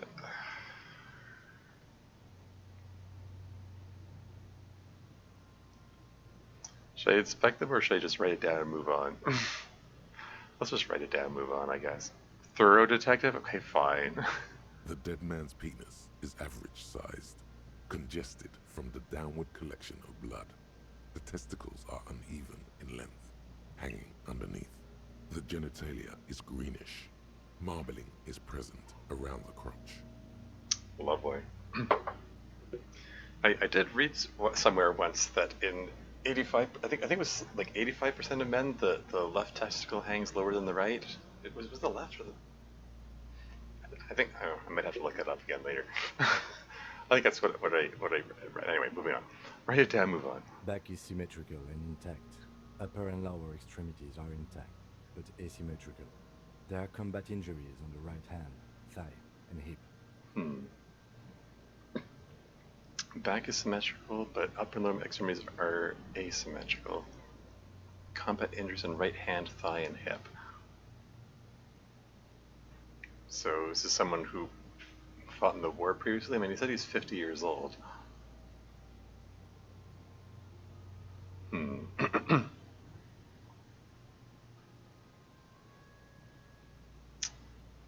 Okay. In addition, I see smaller, residual scars, too numerous to count, covering about 30% of his skin. Residual scars covering 30% of his skin? Huh. So he's, I don't know, he's like experienced war veteran, I guess. Write it down. Last item, hands. He takes the man's right hand in his, inspects it, then moves on to the other hand. Pick up the hand or let the lieutenant work alone. I should have put the interfacing gloves on, the rubber gloves. Shoot. Oh well.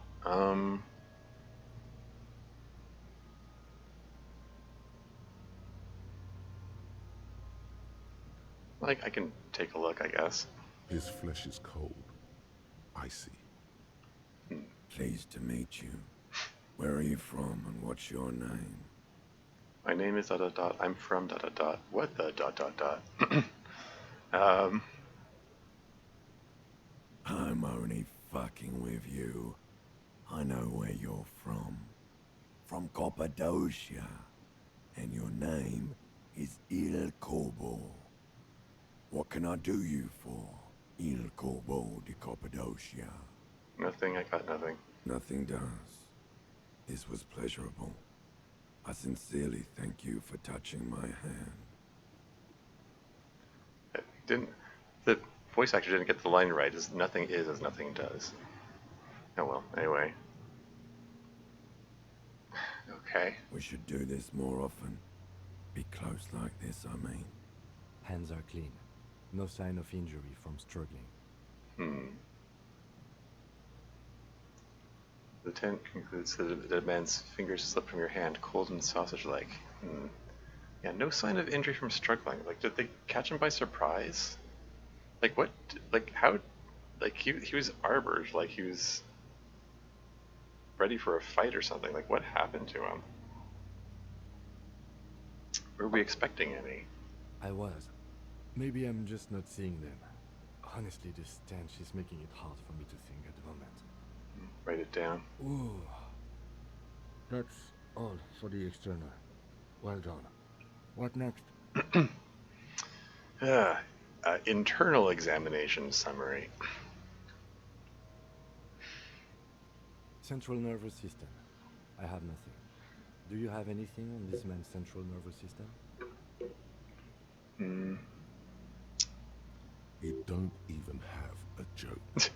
You don't even have a joke. Nope, right, an A. I do, you say?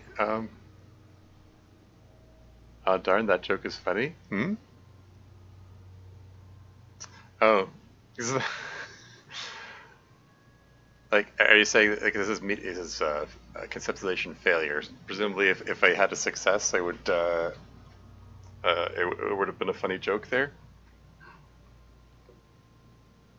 I'm curious, what joke are you referring to? With success, Harry expounds on the vulnerability of the brain to cutting off its oxygen and blood supply. Yeah, I mean, Raphael. Yeah. All right. Nope. Right. Not applicable. Musculoskeletal. Purge fluid is coming from the mouth. Not injury related.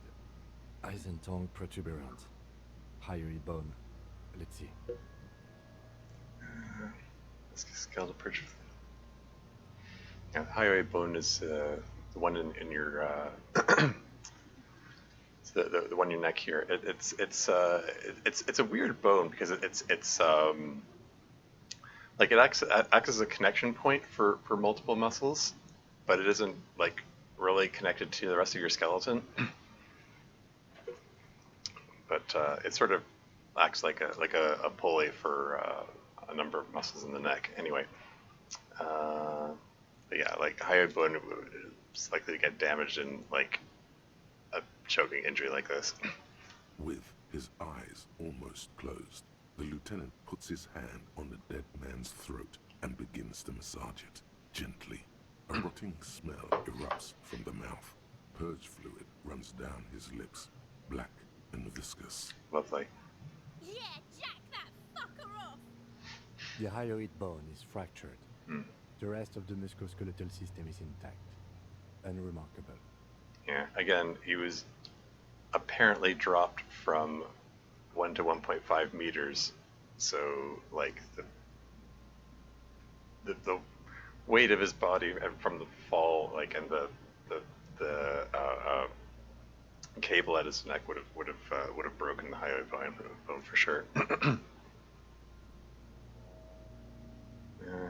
Yeah, write it down. Respiratory system. Back hunched as if in prayer, he begins to pry open the dead man's jaws. He stops to exert more force. Both hands are used. Okay. Oral cavity shows no lesions. The victim has received dental implants, possibly after a combat wound. Mouth swollen. Hemorrhaging present in mucosa of the lips and mouth. Look inside the dead man's mouth. No scream, no sigh of relief rises from the darkness inside. It's humid there. Sickly sweet air, unlike anything living. You feel like you're about to throw up again, straight in that mouth of his. And I have the option of looking deeper inside, even though I... Thorough detective. I know. I mean, I have the option. It doesn't have a rule. It's hard. Once more, you taste stomach acid in the back of your throat. A contraction.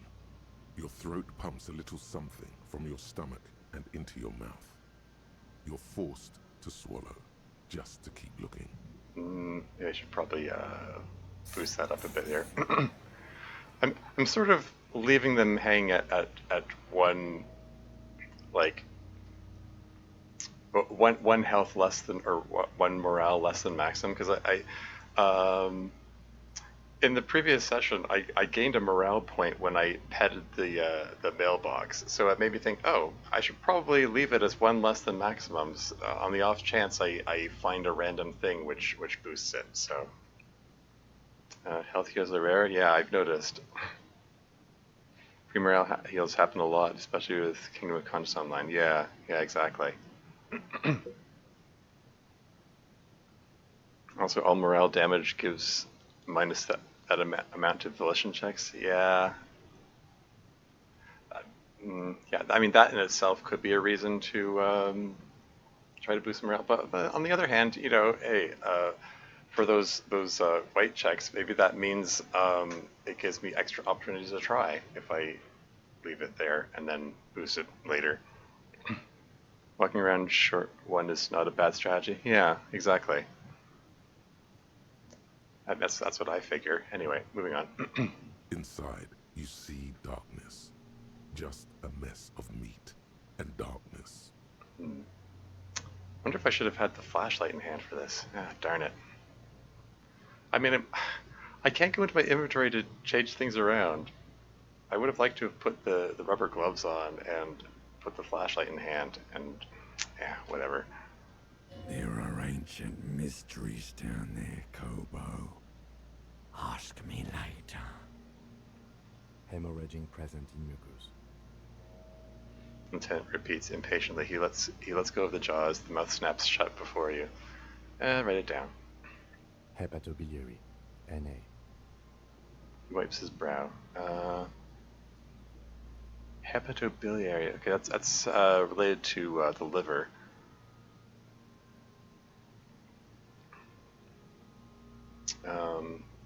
I guess he's looking for signs of jaundice. Anyway, why don't we have anything? Are you a hepatobiliary expert? Looks at the corpse's stomach with a mixture of tiredness and disgust. Yeah, I don't think so. Neither am I. Okay, right, NA. Same for toxicology and serology. NA. Yeah, I mean, yeah, we don't know about that, so yeah, right, NA. Cardiovascular. The body exhibits lividity in the lower extremities, feet, hands, and neck. Visually consistent with the hanging. Yeah, makes sense. I mean, the blood pooling is going to be in the hands and feet because they were hanging by hang down. Anyway, write it down. Gastrointestinal. He breathes a sigh of approaching relief. This is the last field on the list. He looks around to the ground. The pool of feces there. Oh, great. This will do. Digested semi-solid food in stomach. Voila. He touches the corpse's bloated lower abdomen briefly. Write it down, omit the voila, or write it down, keep the voila.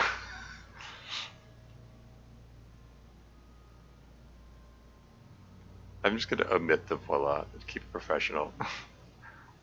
What's next on the list? Number 3, description of injuries, summary. Let's see. We have bite marks, contusions on the head and chest, and a ligature mark encircling the neck. You'll need 3 fields. Leave a 4th one too. What about the injuries we have inflicted?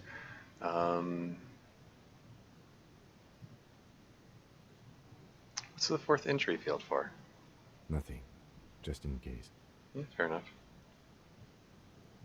Turn the page back.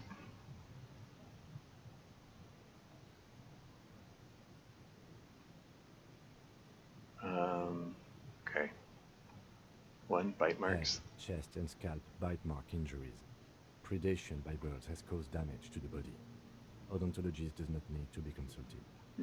Okay, write it down. And your opinion, officer? Beneath the description, there are 2 boxes waiting to be ticked. A, opinion, fatal injury. B, non-fatal postmortem. Yeah.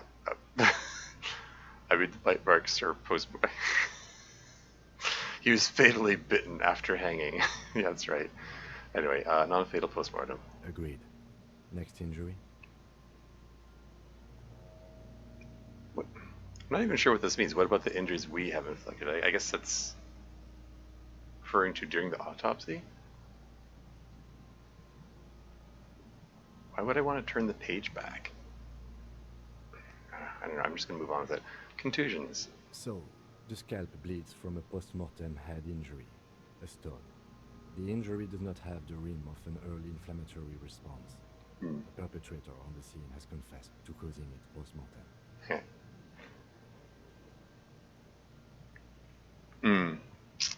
The chain cut us into the neck. Yeah, that's fair. Or him landing with a thud. You want to turn the page back because Inland Empire says so? Did Inland Empire say so?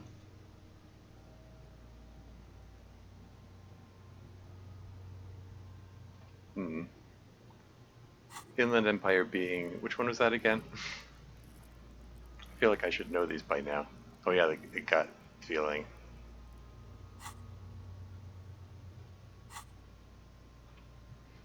So there were deep mysteries in the guy's mouth? Or rather, the corpse told you that under the guise of Inland Empire? Yeah, fair.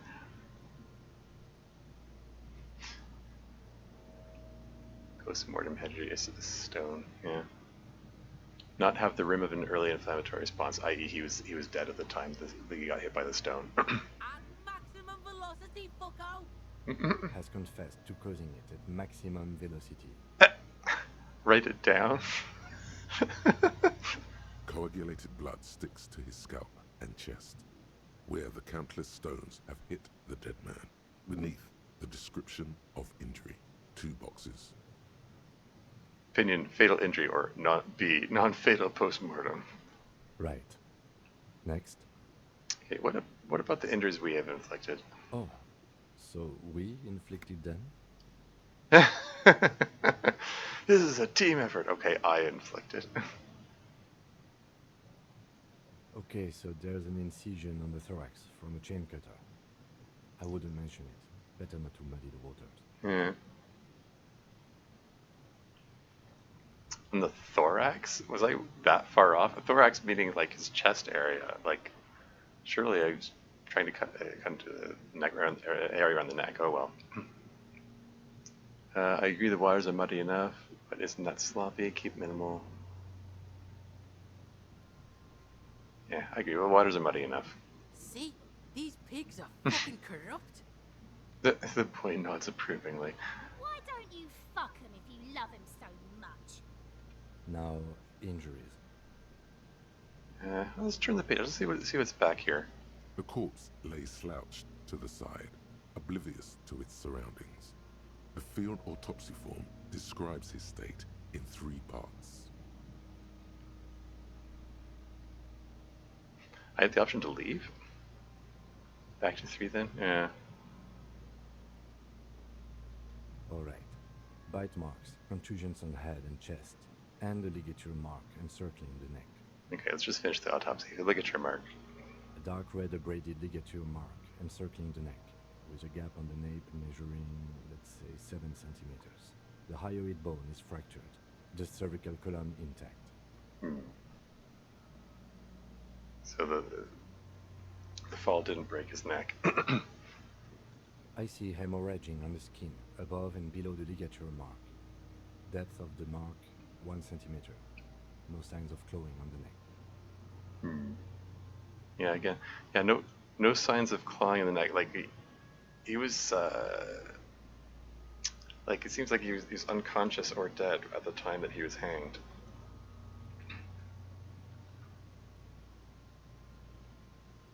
I'm just trying to think what all this means. Like, did we learn anything from this? Okay, anyway, just write it down. Below the note, 2 customary boxes wait to be ticked. The man's head jerks to the side. The ring around his neck is visible. Opinion, fatal injury, or B, non-fatal post-mortem.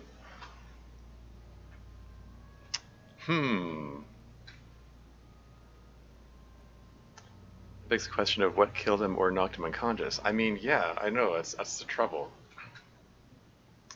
If he was already unconscious or dead. It sure seems like he was already unconscious or dead at the time that he was hanged. I feel like I don't know, I just feel like there's some missing piece of the puzzle that's making me hesitate. What is your judgment, detective?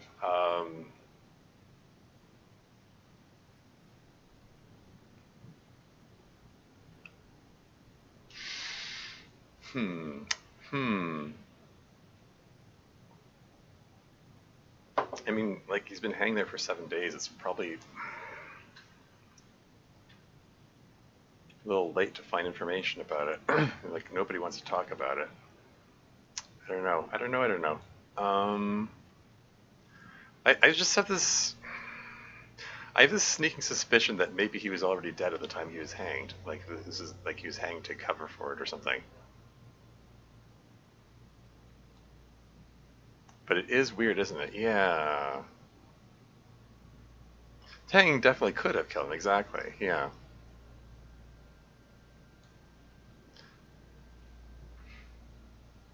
I mean, he was, if not dead, he was at least definitely unconscious at the time he was hanged. Like, his neck was not broken, so the hang did not kill him immediately.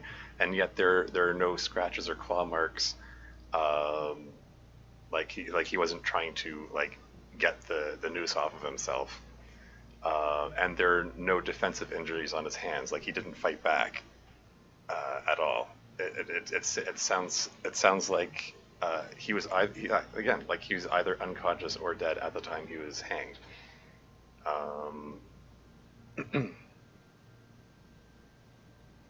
Where's logic when you? Yeah, I know, right?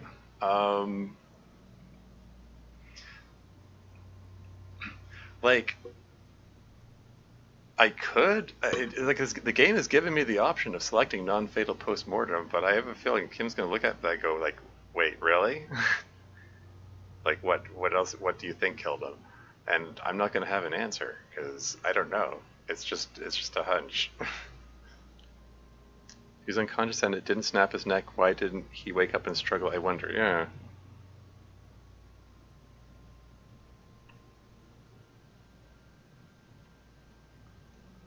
There's evidence for your theory, though. I know, right? Is there, like... I mean, even if my theory proves true, like, what does it prove? Like...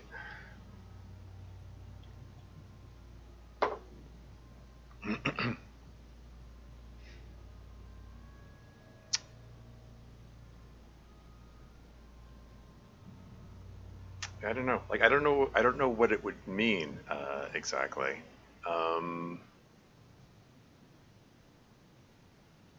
Someone hanged him after he was dead. That's super interesting if so.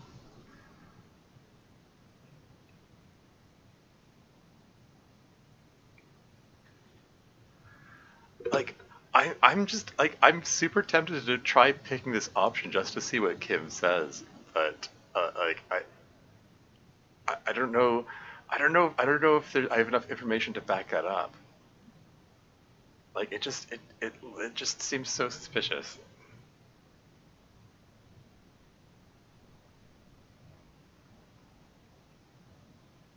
I mean, it has quotes around it, which suggests that I'm saying it out loud. But do you have enough information to back A up also? Both are reasonable choices. Yeah.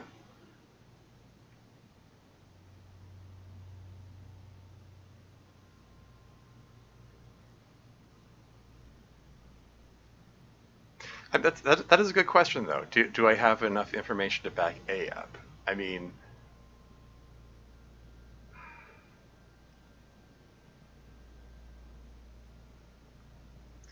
yeah, like we're not coroners here. We're detectives. We don't have the skill and expertise to determine cause of death. That's presumably why it says opinion.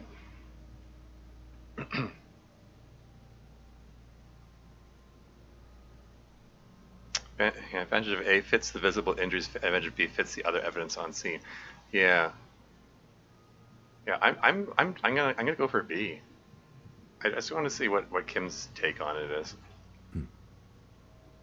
The lieutenant falls silent abruptly. Why do you say that? I just took a whack in the dark. I'm serious. I don't think this was the injury that killed him.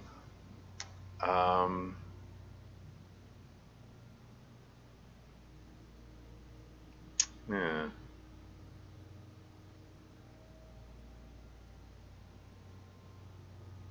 I don't think it's the injury that killed him. Okay.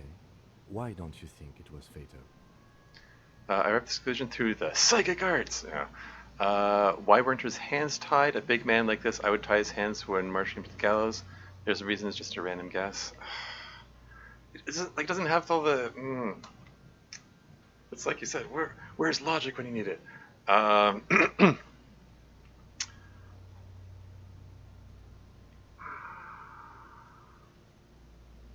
Okay. Well, I mean, this is the best option I've got so far on the screen, I guess. Let's go with this. Why weren't his hands tied?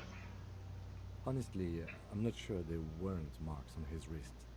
That part got blurry for me. Stench. But you're right, I was ready to call this. Now I think we should leave it empty, at least for the time being. Yeah, okay, fair enough. Let's wrap this up. I pronounce this field autopsy over. 70 experience points for that. Nice. He produces a small black plastic roll from his jacket, a body bag.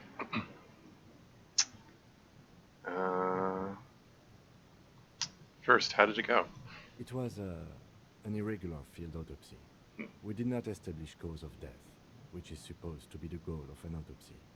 But, personally, I do not see this as a parameter for success. Yeah, makes sense. Established cause of... Yeah, I mean, it's a field autopsy. You can't necessarily determine cause of death. What else? We were thorough with the list of injuries, too. We described them all in detail. What is there to say? Given the circumstances, it was a professional field autopsy. Kim convinced? Yeah. Alright, continue. Oh yeah. Well done, Master Detective. Maybe a drink is in order? Perhaps a drink is in order later, I mean. We already had a drink earlier. I think I'm just going to go what now conclude. I need a copy of that autopsy form. Then I will drive him to Faubourg. You're going to drive him there? Okay. Rip out a copy of the autopsy pages. For processing. He looks at the dead man one more time, then at the slip of red paper in his hand, then at the corpse again. You tilt your head, also looking at the corpse. Perception, legendary. Search the body one more time thoroughly. -1, stop wasting time, you're smart. Or +1, didn't establish probable cause.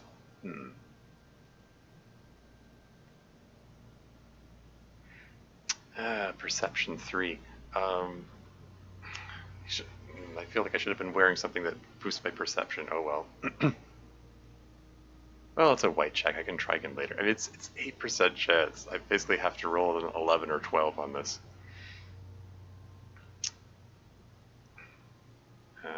Yeah, try it again. I mean, try it. You run your hands over the victim's cold body. 9. His limbs, his torso with its swollen organs. Maybe you should be more thorough. Look in his pants again. So close indeed, yeah. Where was that 9 during, like, any of my other rolls?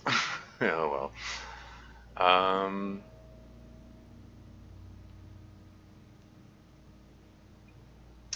His pants, look under his fingernails?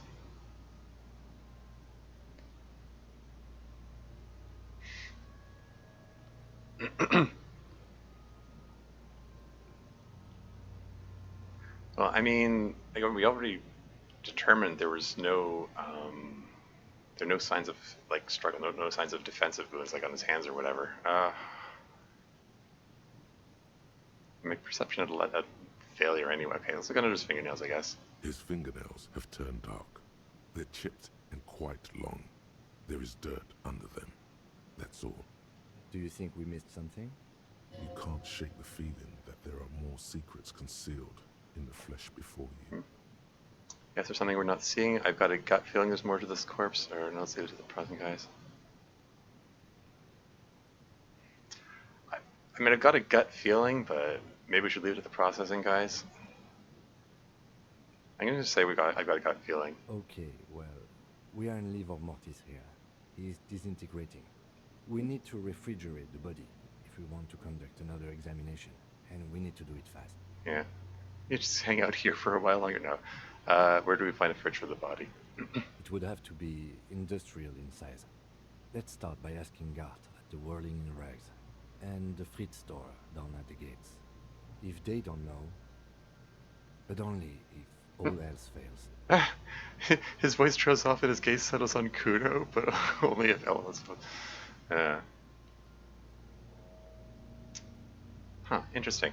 So Kim took my gut feeling seriously, it looks like. He was ready to take us down to processing, but maybe I should have just let him go on with it and said, just never mind my gut feeling. Kim has seen that your gut feelings don't come from nowhere? Fuck are you looking at, Beano, man? You want a piece of the Kuno? Wanna get fucked? Only if all else fails. He stresses. Or remember the buttons on that intercom over there, on the side of the building next to the Whirling. One was for Revachol Ice City. Perhaps it's a clue. Ice City? I don't know.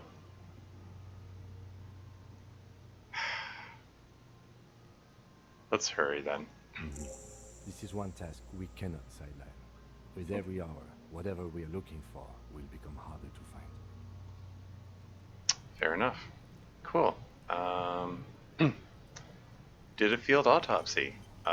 That's probably a good note to end the stream on, quite frankly. Got enough level ups for 3 skill points if I want them. That's cool. I don't know what to put those skill points in, or if I should, like, go for thoughts. Although, like, neither of these thought options I have access to seem to be things I care about. So, yeah, probably just gonna hold off on that. Like, nothing's really jumping out at me going, aha, I want that, you know?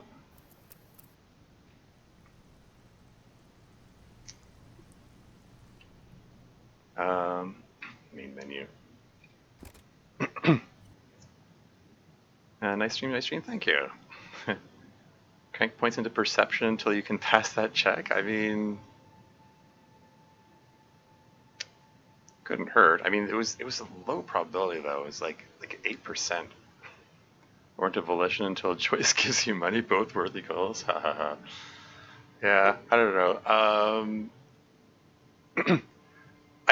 I think I would want to, excuse me, I want to try talking to Guard and see what his what kind of deal he can suggest before I consider something like that. I don't know, something for next time. But yeah, I mean, I don't know, putting into volition and you did indicate that the morale score affects volition too. So maybe I can like take a shot of morale juice and then also check my clothing items to see if there's something there. Maybe it's worth putting a point into that just to see if I can get a decent chance of properly looking at the body, see if there's something else there.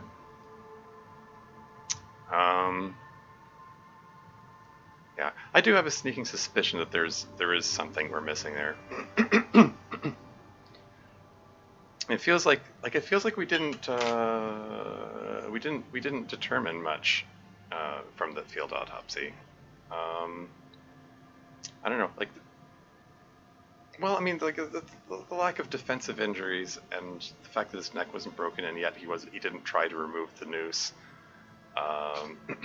Or rather curious. What could have been the cause of death then? Who knows? I mean, like he's apparently an experienced combat veteran, and he was wearing armor. Yet somehow somebody got the jump on him, or what? Like did someone catch him by surprise, or I don't know. Was he poisoned or drugged or? Okay, so man, one of these days I'm gonna make it to these streams earlier. Yeah. Well, I haven't. I mean, I haven't been doing these in any kind of regular schedule or anything. So, yeah, sorry about that, Diabo. Welcome to the stream, though. Yeah, you caught it right at the end. We just did the field autopsy of the hanged guy. Yeah, I don't know. But yeah, feels like I'm missing something, but I don't know. I'm not exactly sure what the next step is. We'll figure something out next time, I guess. But yeah, that's all for now. Until next time.